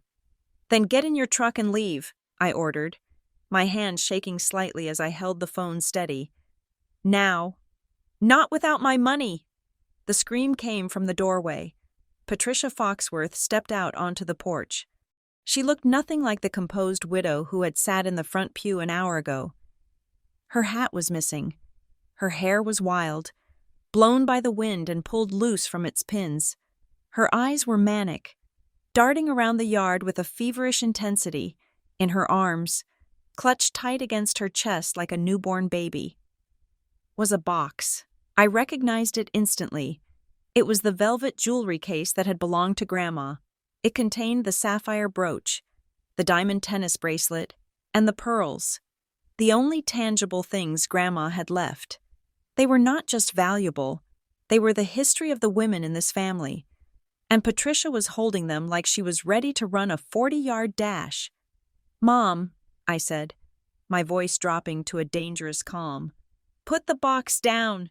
"It is mine," Patricia shrieked. She looked deranged. "I am her daughter. It is my inheritance. You took the house. You took the money. You are not taking this." "It is not yours," I said, stepping closer, careful to keep the camera trained on her. "Grandma left that to the estate. It is part of the trust contents. You know that. You sold your share of the jewelry 10 years ago to pay off your credit cards. Remember? You sold your ring. You sold your necklace. This is what is left, and it belongs to the house." "I do not care," she yelled, clutching the box tighter. "I need it. Bella needs it. Those men are going to hurt her. Sienna, they said they would break her fingers. Do you want that? Do you want your sister maimed because you are too greedy to share a few trinkets?" "I am not the one who borrowed money from criminals," I said. "And I am not the one stealing." I glanced at Elias, who had moved quietly to the side, positioning himself between Patricia and the woods, cutting off her escape route. He was on the phone, speaking rapidly to the police. "Get out of my way," Patricia shouted at the movers. "Load the truck. I will pay you double. Just get the paintings. Get the silver." Mike, the mover, shook his head. He was already climbing into the cab of his truck. "No way. Lady, she has got a video. Cops are coming. We are out." The truck engine roared to life. Patricia watched in horror as her getaway vehicle reversed rapidly, spraying gravel, and tore out of the driveway, leaving the grandfather clock standing alone and forlorn on the driveway. She was trapped. "You ruined everything," Patricia screamed at me, her face twisting into a mask of pure hate. "You always ruin everything. You were a mistake. Sienna, I should have never had you. You have been a burden on this family since the day you were born." The words hit me like physical blows.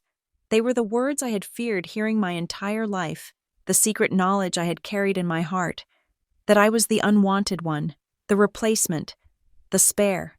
But hearing them now, out loud, in the cold light of day, they didn't hurt. They liberated me. "A burden?" I repeated, lowering the phone slightly. "I am the one who paid your debts. I am the one who bought this house so your father wouldn't die in a rental. I am the one who kept your secrets. If that is a burden, Mother, then you are welcome." "I am taking this," she hissed, looking at the jewelry box. "You cannot stop me. I am your mother." She took a step toward her car, the Mercedes she had arrived in. "If you get in that car with that box," Elias spoke up, his voice projecting clearly across the lawn, "you will be crossing state lines with stolen goods valued over $5,000. That is a federal offense. Patricia, the FBI will be involved. Is that what you want? Federal prison?" Patricia froze. Her hand was on the door handle of her car. She looked at Elias, then at me. She weighed the box in her hands. She was calculating, always calculating. "You wouldn't," she whispered to me. "You wouldn't send your own mother to prison." I looked at the broken front door. I looked at the grandfather clock lying on the gravel. I looked at the for sale sign staked in my lawn. "You broke into my house," I said. "You tried to sell my home. You hired strangers to loot my grandfather's legacy. You are not my mother right now. Patricia, you are just a thief." I raised the phone again. "Put the box on the hood of the car. Step away, or I swear, I will hand this video to the district attorney myself." Patricia trembled. She looked at the box, her fingers caressing the velvet one last time. It was the only currency she had left. Without it, she had nothing to offer the wolves that were circling Bella. But she heard the sirens. We all heard them. The wail of police cruisers, rising and falling, getting louder with every second. They were turning onto Ocean View Drive. Patricia let out a sob, a sound of pure defeat. She slammed the box down onto the hood of her Mercedes with enough force to dent the metal. "I hate you," she whispered, staring at me with dead eyes. "I hope you rot in this house alone." "I won't be alone," I said, feeling a strange, cold peace settle over me. "I'll have the truth. That is more company than you have ever given me." Blue and red lights flashed against the gray sky. Reflecting off the wet pavement, Officer Miller's cruiser pulled into the driveway, followed by a second unit. The doors opened. I didn't look away from my mother. I wanted her to see me. I wanted her to see that the daughter she had called a failure was the only one left standing.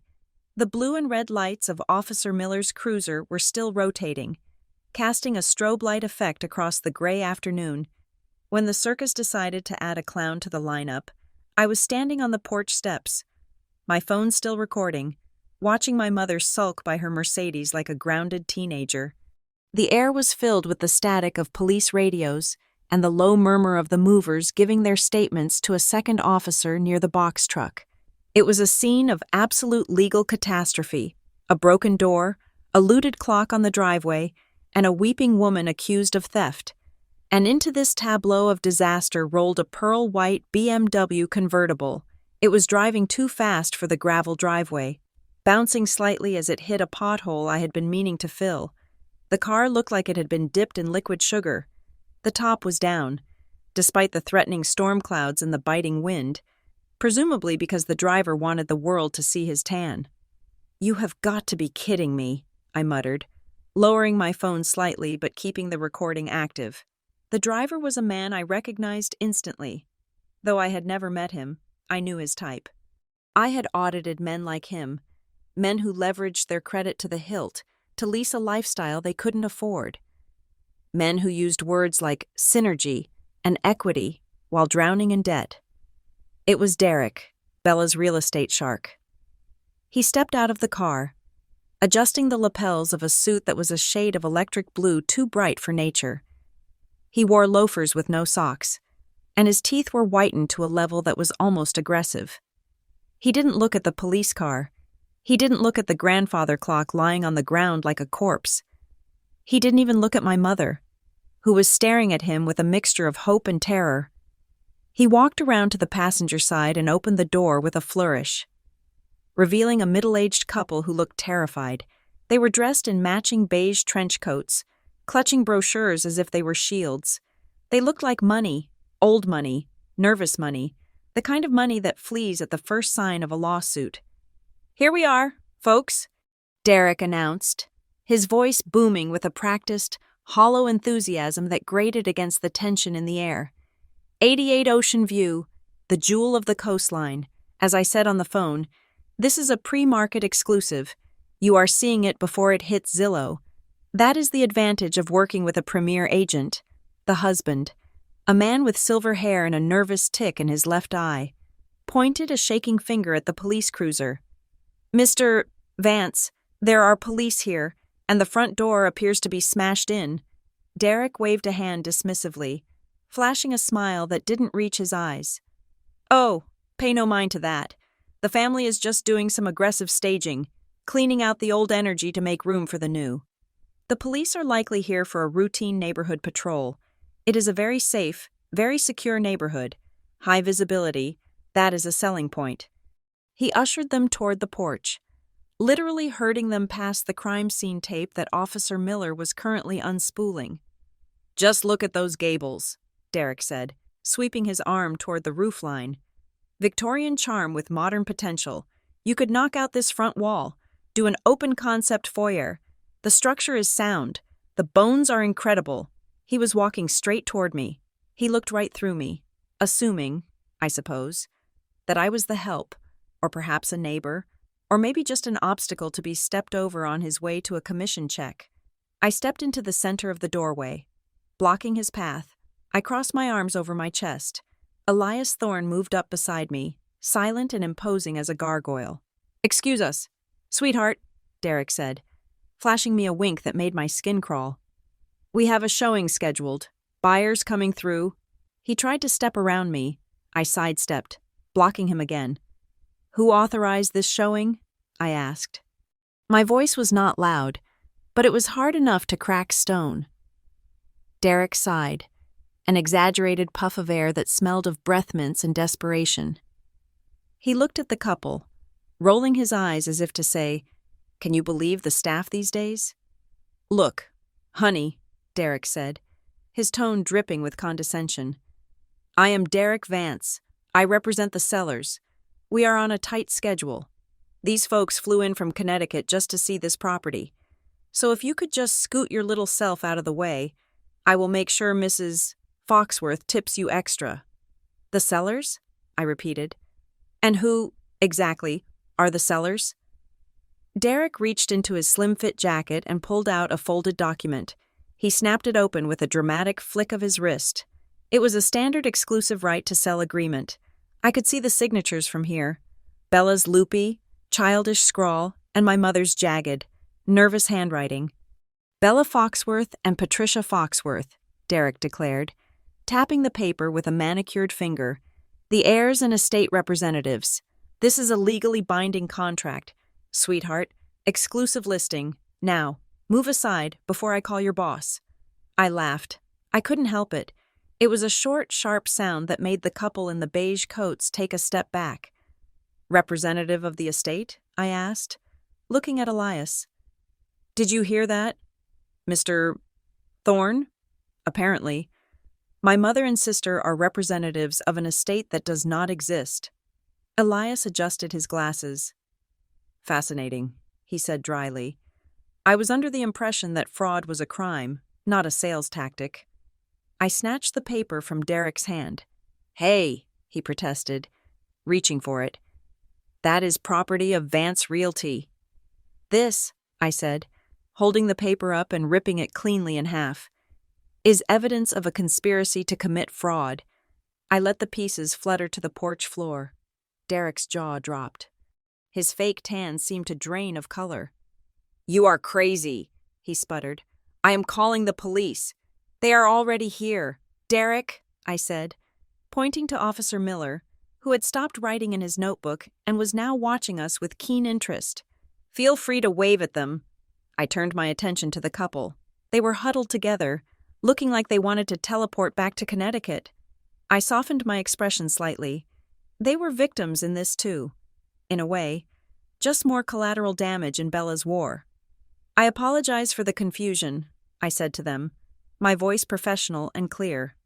"Mr. Vance has misled you. This house is not for sale. It has never been for sale." But the listing," the husband stammered. "We saw the photos. The price was very attractive. 1.5 million for oceanfront?" 1.5? I raised an eyebrow. "That is half its market value. That should have been your first red flag. When something looks too good to be true, it is usually because someone is trying to sell you stolen goods." I reached out and took the blue folder from Elias. I opened it to the page we had prepared. The deed, the original, notarized, recorded deed of sale from 5 years ago. I held it out to the couple. "My name is Sienna Foxworth," I said. "I am the sole owner of this property. You can see my name right here on the county seal. The 2 women who signed that listing agreement with Mr. Vance, one is currently being questioned by the police for burglary." I pointed to my mother. "And the other is likely on her way here to be arrested for assault and fraud." The wife gasped. Her eyes went wide as she looked at the deed, then at the broken door, then at my mother. "If you step across this threshold," I continued, my voice hardening, "you will not be potential buyers. You will be trespassers. I will press charges for criminal trespassing, and I will name you in the civil suit I am filing against Mr. Vance for slander of title. Do you want to be part of that litigation?" The word litigation hit them like a taser. Rich people fear lawsuits more than they fear death. "No," the husband said, backing away so fast he almost tripped over the grandfather clock. "No, absolutely not. We didn't know." "Derek," the wife hissed, turning on the agent, "you told us this was a probate sale. You told us the title was clear." "It is clear," Derek lied, sweating profusely now. "She is lying. She is just a disgruntled cousin. Listen, the contract says—" "I do not care what your contract says," the husband shouted. "Show me the deed. She has a deed. Do you have a deed?" Derek stammered. "The paperwork is in processing. The probate court is—" "You are a hack," the husband spat. He grabbed his wife's arm. "Come on, Martha. We are leaving. And I am calling my lawyer to get our retainer back. If you do not refund it by 5 o'clock, I will report you to the ethics board." Wait! Derek chased after them as they practically ran to the BMW. "We can work this out. I have other listings. I have a condo in the marina." The couple ignored him. They didn't get into his car. They walked straight past it, down the driveway, and flagged down a passing taxi on the main road. They left Derek standing there, alone, his commission checks dissolving into the salty air. Derek turned back to me. His face was a mask of pure, impotent rage. "You little witch," he snarled. "Do you know how much work I put into this? I have spent weeks warming up those buyers. That was a $45,000 commission. You should have done a title search." "Derek," I said coldly, "Real Estate 101, never list a house without checking who owns it." He fumbled for his phone, his hands shaking with anger. I am calling Bella. She told me this was a done deal. She told me you were a nobody. She said you would sign whatever she put in front of you. Go ahead, I said. Call her. Tell her the open house is canceled. He dialed, putting the phone to his ear on speaker. It rang once, twice. Derek? Bella's voice screamed through the speaker, distorted and hysterical. Did they sign? Do you have the check? I need the cash. Derek, the investors are texting me. There is no check. Bella, Derek screamed back, spitting on my driveway. There are no buyers. Your sister is standing here with a deed and a lawyer. You lied to me. You told me she was a pushover. She just threatened to sue my clients. She is there? Bella's voice shifted from panic to a terrifying, guttural rage. Keep her there. Do not let her leave. I am 1 minute away. I am not keeping anyone anywhere, Derek yelled. I am leaving, and you are going to hear from my attorney about the marketing costs I incurred. Before Derek could hang up, a screech of tires tore through the air. We all turned. My mother's Mercedes, the one Bella had been driving, came flying down the road. But this time, she didn't slow down. She drifted around the curve, the rear tires kicking up a cloud of dust, and roared into the driveway. She didn't park. She slammed the brakes at the last second, the car skidding sideways and coming to a halt, inches from Derek's BMW. Bella jumped out. She looked feral. Her hair was a bird's nest. Her designer dress was torn at the hem. She wasn't looking at Derek. She wasn't looking at Patricia. Her eyes locked onto me, and specifically, onto the phone in my hand.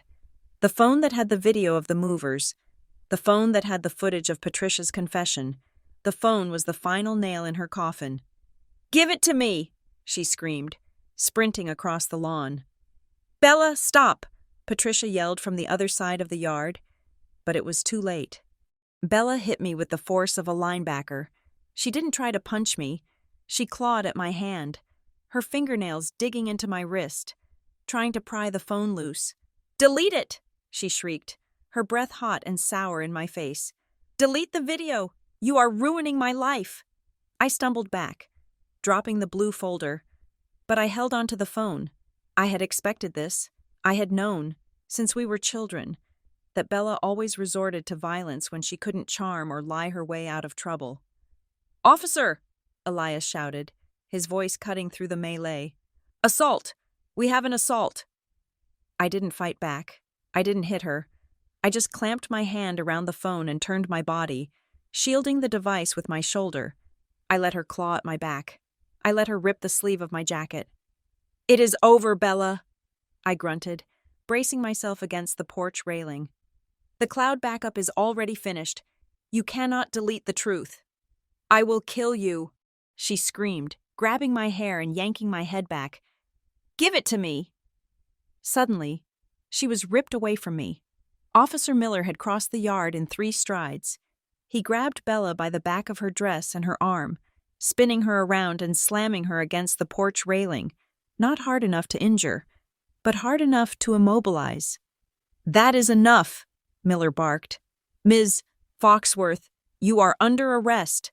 Get off me, Bella thrashed, kicking at the officer's shins. She stole my house. She is the thief. Arrest her.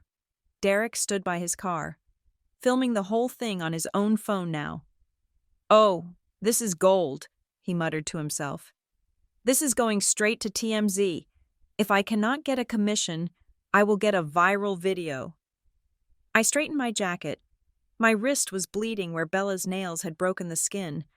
My hair was a mess, but I stood tall. I picked up the blue folder from the ground and dusted it off. I looked at Derek. Get off my property, I said. Now. He looked at me, then at Bella being handcuffed, then at the officer. He decided that viral fame wasn't worth the risk of being an accessory. He jumped into his BMW, reversed blindly, and sped away, leaving the 2 women who had hired him to face the music alone. I looked at Bella. Her face was pressed against the wood of the porch railing, her hands cuffed behind her back. She was sobbing now. Ugly, gasping sobs of defeat. "Why?" she wailed. "Why couldn't you just give it to me? You never used it anyway." I walked over to her. I leaned in close, so only she could hear me. "Because, Bella," I whispered, "it was never yours to take, and I was never yours to use." I turned to Officer Miller. "Officer, I would like to press charges for assault, for trespassing, and for the attempted theft of the contents of this home." "Understood, Ms. Foxworth," Miller said. Reading Bella her rights, I looked across the yard at my mother. She was leaning against her car, watching her golden child being put into the back of a police cruiser. She didn't look at me. She just stared at the ground, alone in the wreckage of her own making. The adrenaline that had fueled the physical confrontation with Bella began to ebb, leaving behind a cold, sharp clarity. The scene in the driveway of 88 Ocean View Drive had transformed into a tableau of frozen chaos. Bella was pressed against the porch railing, her wrists bound in steel cuffs, her chest heaving with the exertion of her failed assault.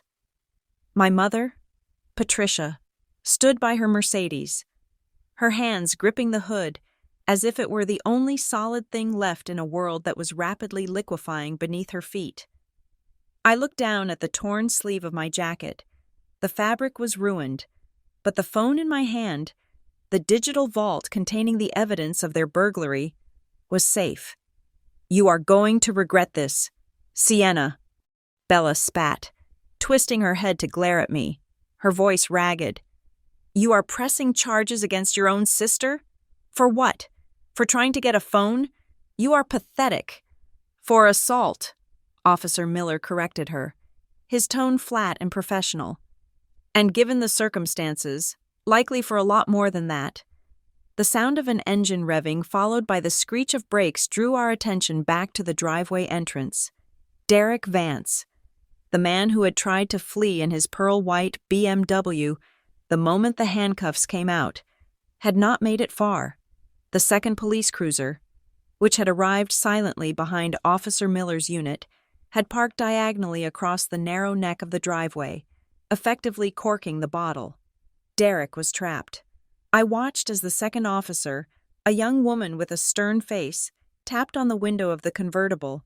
Derek was gesturing wildly inside, pointing at his phone, pointing at the house, doing everything except opening the door. "It seems Mr. Vance's exit strategy was as poorly planned as his sales strategy," Elias Thorne murmured.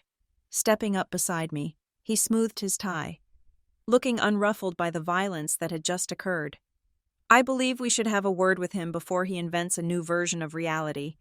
We walked down the gravel drive toward the blocked BMW.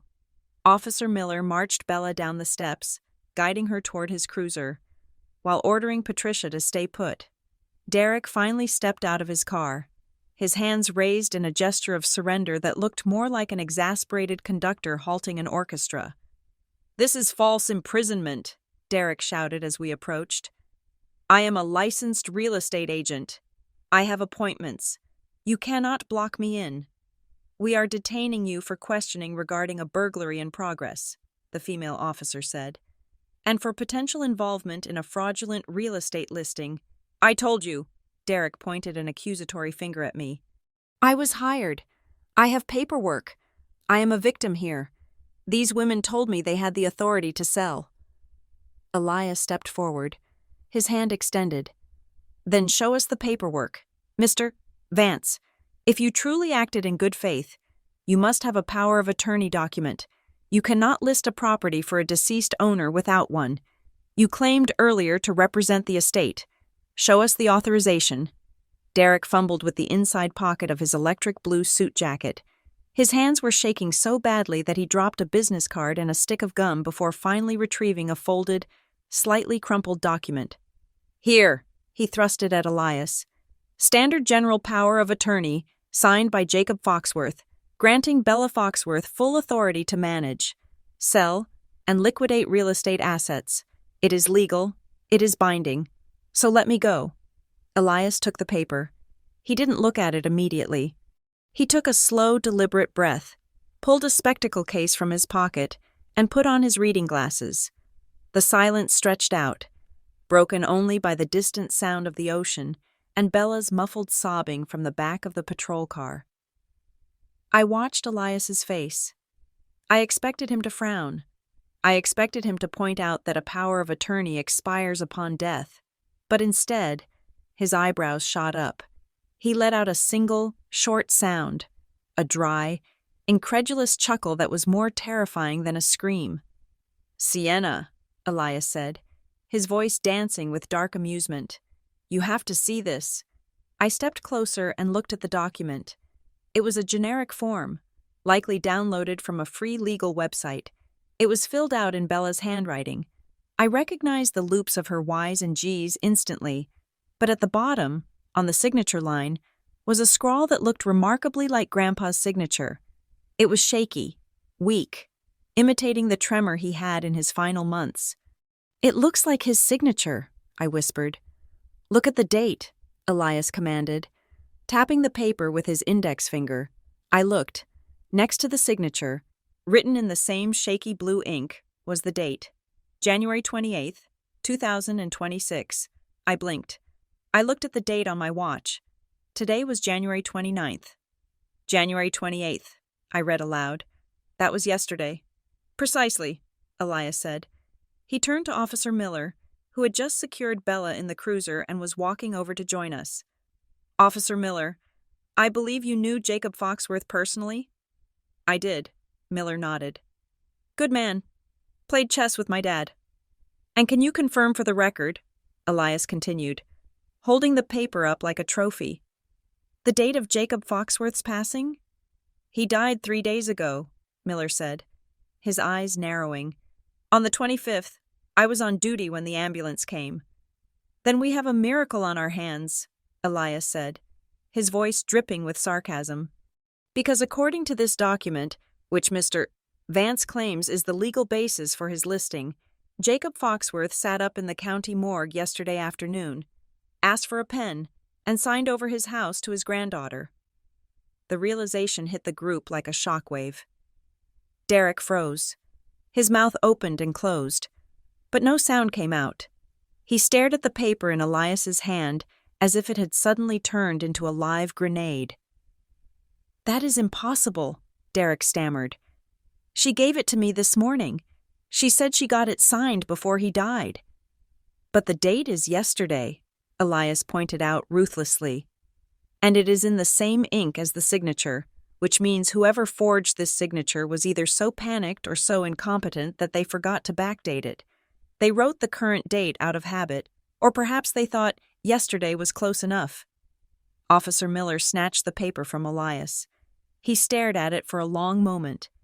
When he looked up, his expression had shifted from annoyance to professional predatory interest.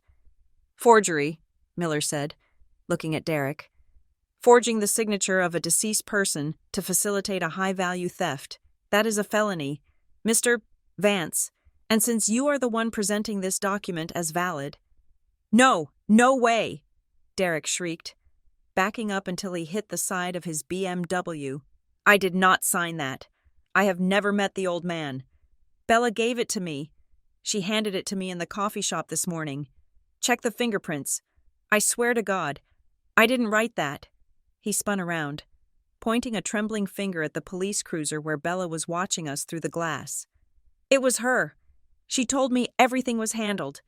She said she had the power. I am just the agent. I am the victim of a con artist." "Open the door," Officer Miller said to the female officer. "Let's hear what the other victim has to say." The officer opened the back door of the cruiser. Bella leaned out, her face streaked with mascara, her eyes red and swollen. "What?" she snapped. "Are you letting me go?" "Not exactly," Miller said, holding the forged document up to her face. "Mr. Vance here says you gave him this. He says you are responsible for the date on this signature." Bella squinted at the paper. Then, her eyes went wide. She saw the date. She saw the mistake. Bella started, her face draining of color. "I didn't, that was—" She looked past Miller, past me, and locked eyes with our mother, Patricia, who was still standing by the Mercedes, watching the scene unfold with a hand over her mouth. "Mom did it!" Bella screamed.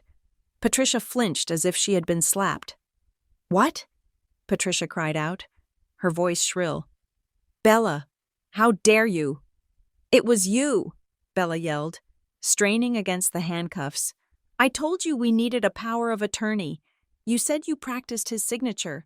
You said you could do it perfectly. I told you to date it for last week, and you said, 'Don't worry. I know what I'm doing.' You idiot. You wrote yesterday's date." "I did not," Patricia screamed back, marching toward the police car, abandoning all self-preservation in her anger. "I told you to fill in the date. I only signed the name. You were the one holding the pen afterwards. You said, 'I'll handle the details. Mom, just get the signature right.' You were so busy texting your crypto boyfriend you didn't even look at the calendar." "You ruined it," Bella shrieked. "You ruined everything. You are the reason we are in this mess. If you hadn't gambled away the money 5 years ago, we wouldn't have to steal the house back. And if you weren't such a greedy little brat who lost $500,000 on fake internet money, I wouldn't be forging documents at my age," Patricia roared back. It was a symphony of self-destruction.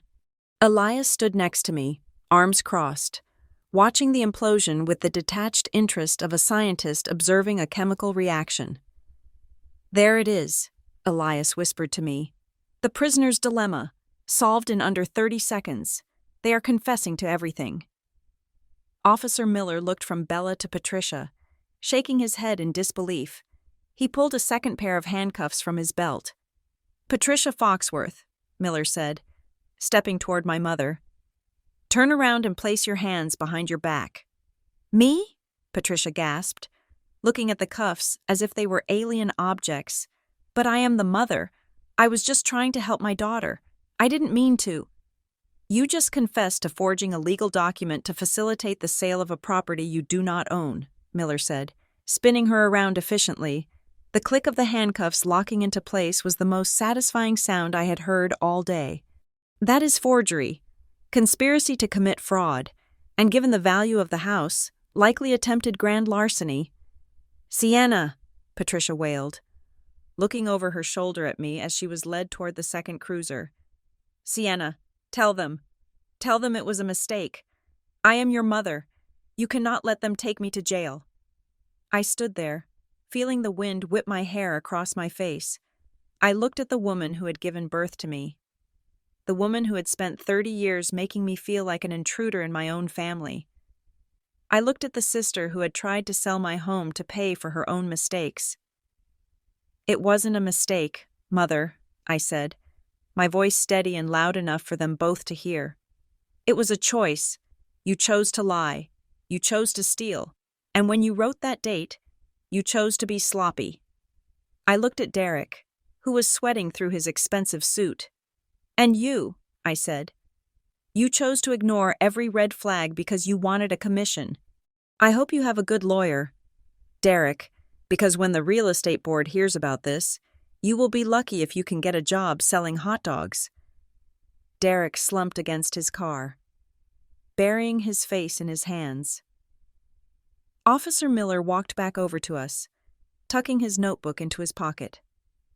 "Well, Ms. Foxworth," he said to me, a hint of a smile playing on his lips. "I think that wraps up the investigation phase. We have the confession, the weapon, or in this case, the pen, and the motive. I will need you to come down to the station to give a formal statement, but we have more than enough to hold them. Thank you." "Officer," I said. Miller looked at the house, at the broken door and the lonely clock on the driveway. "I will have a unit stay here until you can get a locksmith out. Secure the place." "I appreciate that." I turned to Elias. He was taking off his reading glasses, putting them back in the case with a satisfied snap. "You know," Elias said, looking at the police cars where my family sat caged, "your grandfather always said Patricia wasn't very good with details. He said she always missed the fine print." "He was right," I said, looking at the for sale sign that was still stuck in the lawn. I walked over to it, grabbed the wooden stake, and ripped it out of the ground. I threw it into the back of the box truck that the movers had abandoned. She forgot the most important detail of all, I said, looking at the house that was finally, truly safe. Dead men don't sign contracts, and I don't sign checks for people who hate me. The wind outside had picked up, howling against the Victorian siding like a mournful ghost, but the atmosphere inside the living room was far more volatile. Officer Miller had escorted my mother and Bella back into the house, not as residents, but as suspects in an active crime scene investigation. He needed them to identify exactly which items had been moved by the laborers they had hired, to distinguish between what was simply displaced and what was being staged for theft. The living room, usually a sanctuary of silence and dust motes dancing in the light, looked like a war zone. The movers, who were currently sitting on the front porch under the watchful eye of the second officer, had done their work with brutal efficiency. My grandmother's crystal collection was boxed up in crate number 4. The oil paintings, landscapes that Grandpa had loved, were stacked against the wall like lumber. The silver tea set was missing from the sideboard, presumably already in the back of the truck I had intercepted. Patricia stood in the center of the room, her hands cuffed behind her back. You would think the handcuffs, or the shame of being caught forging a signature, would have silenced her, but my mother was a creature of denial. She looked at the bare walls, then at me, and her face twisted into a mask of righteous indignation that was truly baffling to behold. "Look at this," Patricia spat, gesturing with her head toward the empty spaces on the walls. "Just look at what you have done, Sienna. You have turned this family into a police matter. And for what? Because I wanted to keep a few things? Because I wanted to preserve my father's memory? You were selling his memory." "Mother," I said, my voice tired. I was standing near the fireplace, the spot where Grandpa used to sit every evening. "You were selling it by the pound to the highest bidder." "I am the victim here," Patricia screamed, her voice cracking with hysteria. She spun around to face Officer Miller, who looked unimpressed. "Officer, you have to understand. She tricked him. My father was old. He was confused. Sienna manipulated him into signing that deed 5 years ago. She took advantage of a dying man to steal my inheritance. And now she is kicking her own mother out on the street. She is a predator." Bella, slumping on the sofa where Officer Miller had allowed her to sit, nodded aggressively. Her mascara was running down her face in black rivers, but her eyes were venomous. "It is true," Bella hissed. "Sienna has always been jealous. She knew Grandpa loved me more. She knew I was the favorite. She forced him to sign those papers. She probably threatened him. This whole thing is a scam. That house belongs to us." I looked at them. I looked at the 2 women who had defined my life by their absence of love. For years, I had let them control the narrative.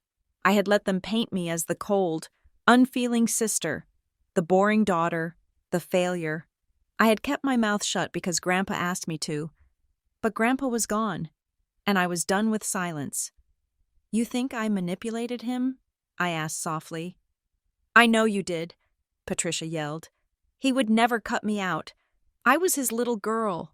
He built this house for me." "He did build it for you," I agreed. I walked over to the large flat-screen television mounted above the fireplace.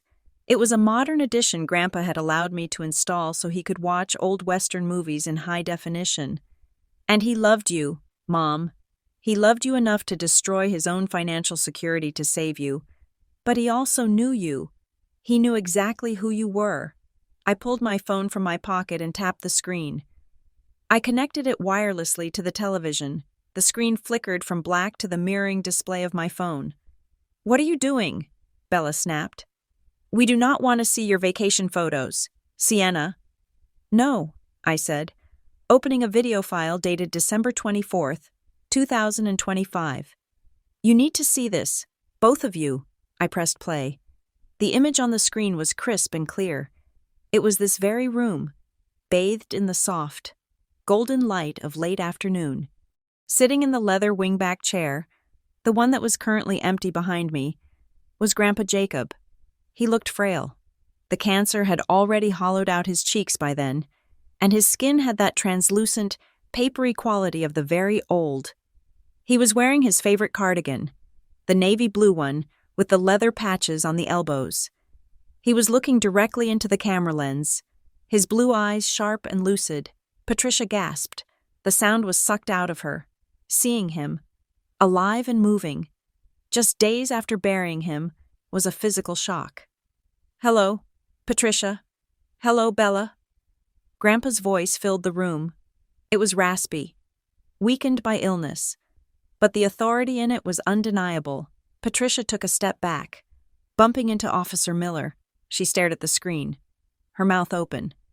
"If you are watching this video," Grandpa continued, leaning forward slightly in his chair, "then I am gone, and more importantly, it means you have tried to remove Sienna from this house." On the screen, Grandpa sighed. It was a sound of profound disappointment. "I know you both," he said.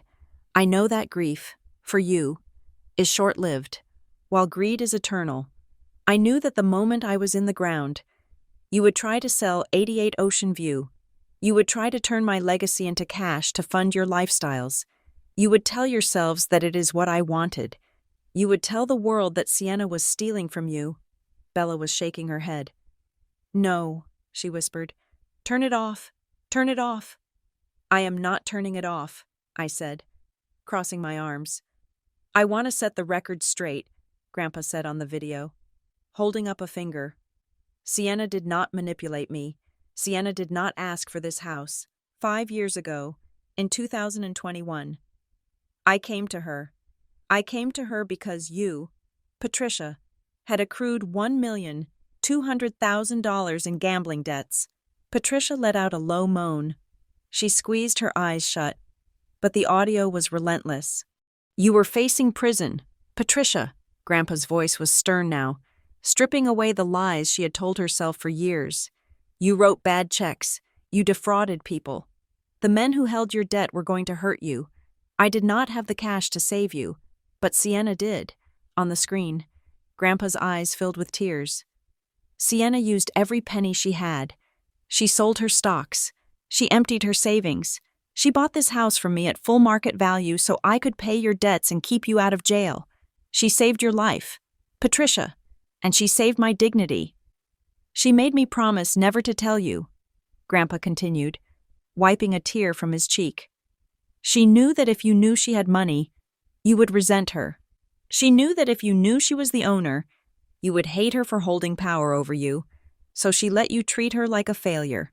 She let you mock her old car and her simple clothes, knowing all the while that she was the only reason you were sleeping in a warm bed and not a prison cell." The silence in the living room was absolute. Even the police officers were transfixed. "So," Grandpa said, his voice hardening into steel, "if you are standing there now, trying to evict her, trying to sell the roof over her head, know this, you are not just betraying her, you are betraying me. Sienna is the only true Foxworth left in this family. She is the only one who understands what honor means." He leaned back in the chair, looking exhausted but at peace. "The house is hers," Grandpa said. "It has been hers for 5 years, and if you have any decency left in your souls, you will get on your knees and thank her, but I suspect you won't. I suspect you are hearing this because you forced her hand, and for that, I do not forgive you." The video ended. The screen went black. For a long moment, no one moved. The only sound was the wind rattling the window panes. Patricia did not get on her knees. She did not thank me. She simply collapsed.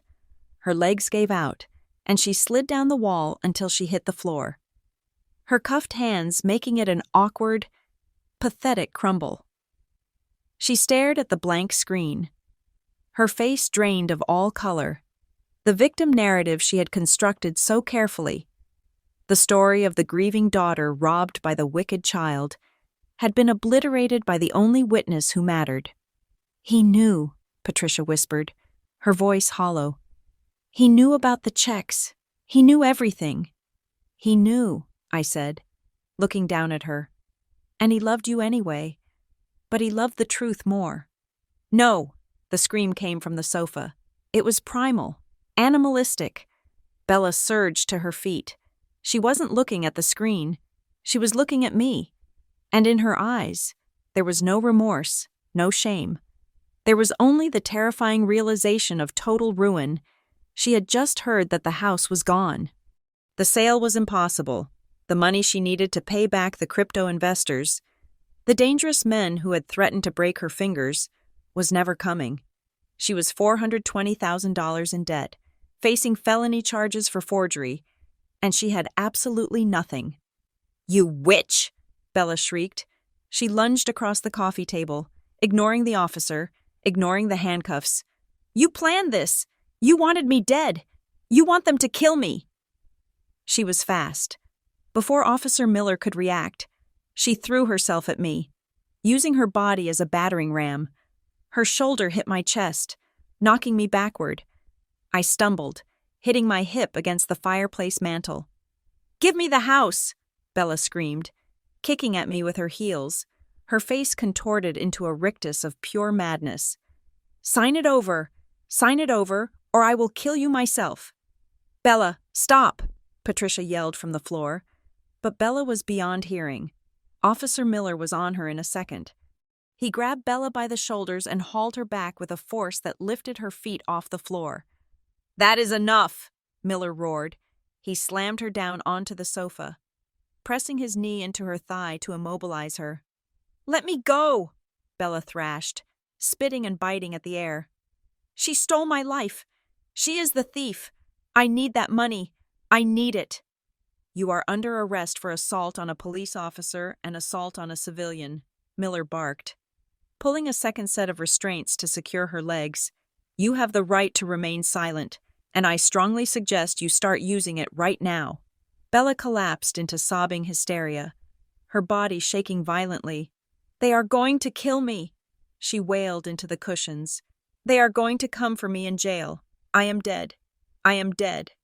I stood up, brushing the dust off my blazer. My hip throbbed, but the pain felt distant. I looked at my sister, writhing on the couch like a trapped animal. I looked at my mother, broken and silent on the floor.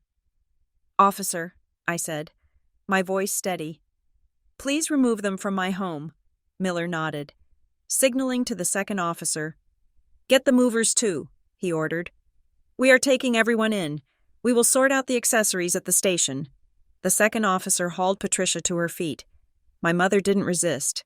She looked at me one last time as she was led toward the door. Her eyes were empty. There was no hate left. Just a vast, terrifying nothingness. "Sienna," she whispered. I turned away. I walked to the window and looked out at the ocean. I heard the front door open and close. I heard the shuffle of feet, the slamming of car doors, and finally, the fading wail of sirens as they drove away. The house was quiet. The wind had died down. I was alone, and for the first time in 32 years, the silence didn't feel like loneliness. It felt like ownership. The red and blue lights of the police cruisers finally faded from the walls of the living room, taking with them the chaotic energy that had consumed the last few hours. The silence that rushed in to fill the void was heavy, but it was not oppressive. It was the silence of a battlefield after the treaty has been signed. The air was still thick with the dust the movers had kicked up and the lingering scent of my sister's desperate, expensive perfume, but underneath it all, I could smell the ocean. I stood by the window and watched until the taillights of the last patrol car disappeared around the curve of Ocean View Drive. Bella had not gone quietly. Her screams about the debt, about the investors, about how she was a dead woman walking, had echoed through the neighborhood until the very second the heavy door of the cruiser slammed shut. It was a sound that would have once torn me apart with guilt. I would have scrambled to fix it, to hush her, to pay whatever ransom was required to buy peace for the family. But tonight, I just watched. I felt a strange, detached pity, like watching a character in a tragedy who had ignored every warning sign until the curtain fell. She had made her bed on a foundation of lies and high-stakes gambling. And now, finally, she had to lie in it. The temporary restraining order has been filed. Elias Thorne said, stepping into the room from the hallway. He was putting his phone back into his pocket, his face weary but satisfied. The judge granted it immediately given the video evidence and the assault on Officer Miller. Neither Patricia nor Bella is allowed within 500 feet of this property or you personally. If they try to contact you, they go back to jail. Do not pass go. Do not collect $200. He offered a small, tired smile. I assume you will not be bailing them out? No, I said, turning from the window. I think they need a time out. A long one. Elias nodded. He looked around the room, at the crates the movers had abandoned, at the bare spots on the walls where the paintings had been pulled down. It is a mess. I can call a cleaning crew for the morning. No, I said softly. I want to do it. I need to put things back where they belong. My way. Elias walked over to me. He placed a hand on my shoulder. It was a fatherly gesture, warm and grounding. You did well today. Sienna, it was not easy. It is never easy to cut off a limb, even when it is gangrenous. But you saved the patient. I just wanted to save the house, I whispered. You saved more than the house, Elias corrected me. You saved his memory. He would be proud of you, not just for the legal victory, but for the backbone. He always worried you were too kind for this world. I think you proved him wrong. Thank you, Elias, I said, my throat tight. For everything. I will be in touch on Monday regarding the arraignment, he said. Get some sleep. You are the lady of the manor now. You have earned a rest. I walked him to the door. The locksmith I had called immediately after the police arrived had already finished his work. The splintered wood of the door frame was a scar that would need fixing.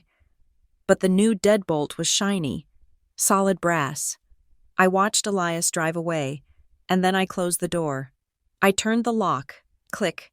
It was a small sound, but it rang through the house like a church bell. I was locked in. They were locked out. For the first time in my life, the barrier between me and my family was not just emotional. It was physical, legal, and absolute. I walked back into the living room. It looked like a shipwreck. The grandfather clock was still outside on the driveway. I would need help moving it back in tomorrow. But the smaller items were scattered everywhere. I saw the velvet jewelry box sitting on the hood of the Mercedes in my mind's eye.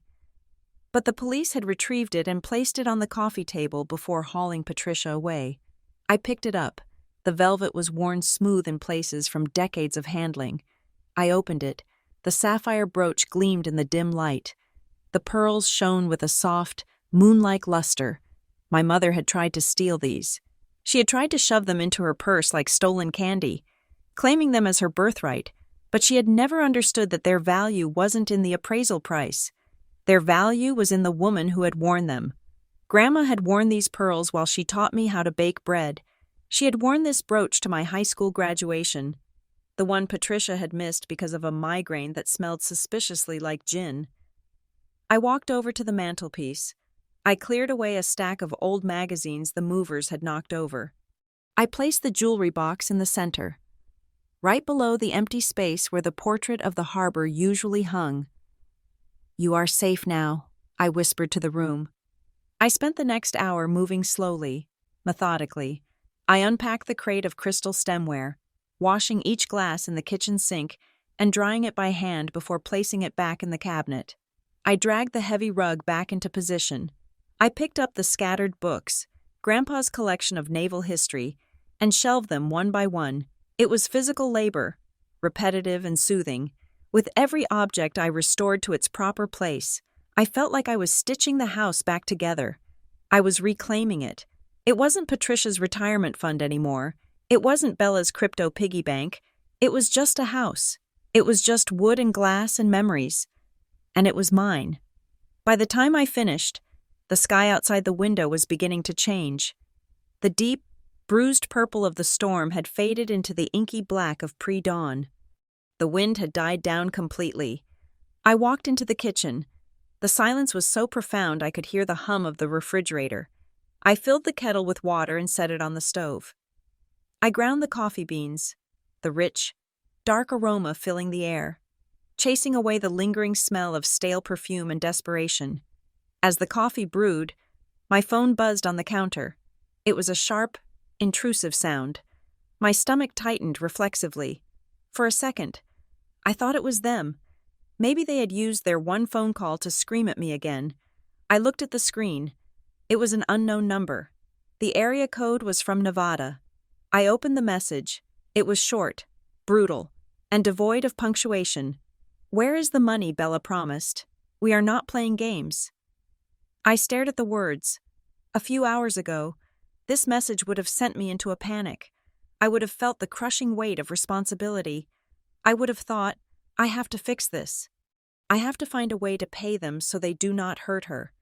That was the programming I had lived with for 32 years. The dutiful daughter, the fixer, the one who absorbed the pain so everyone else could be comfortable.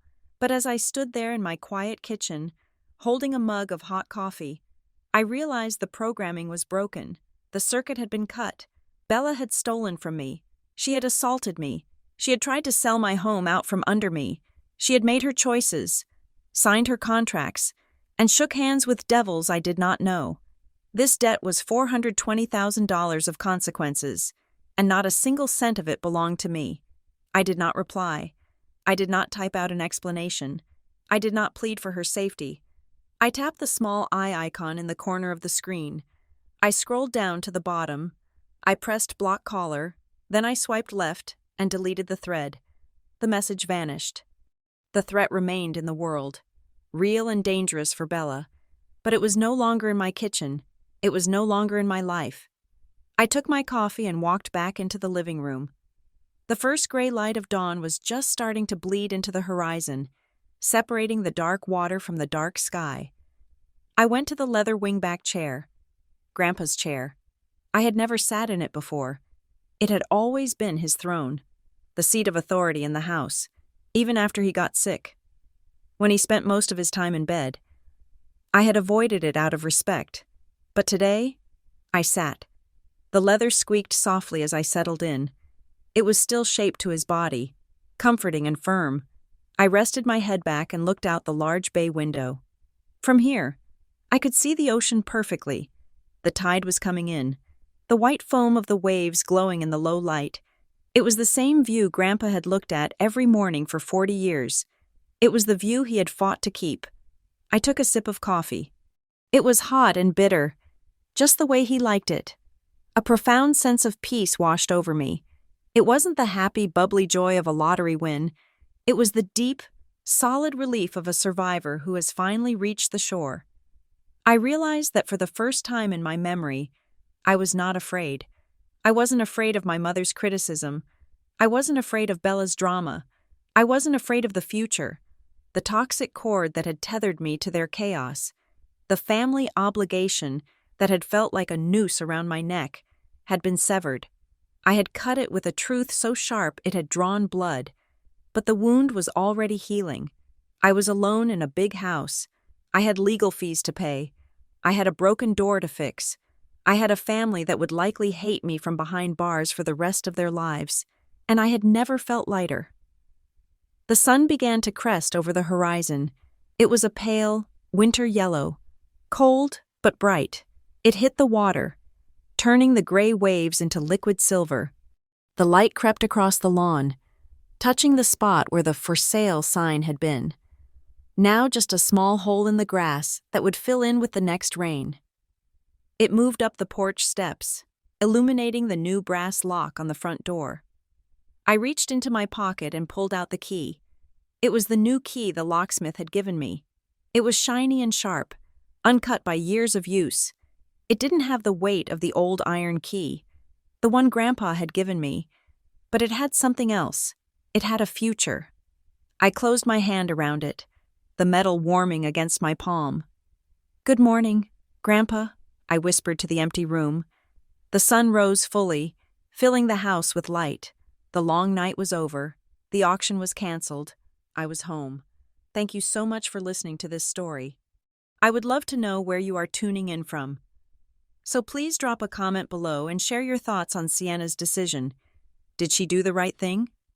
If you enjoyed this story, please make sure to subscribe to the channel Blue Payback, hit that like button, and smash the hype button so this video can be heard by more people.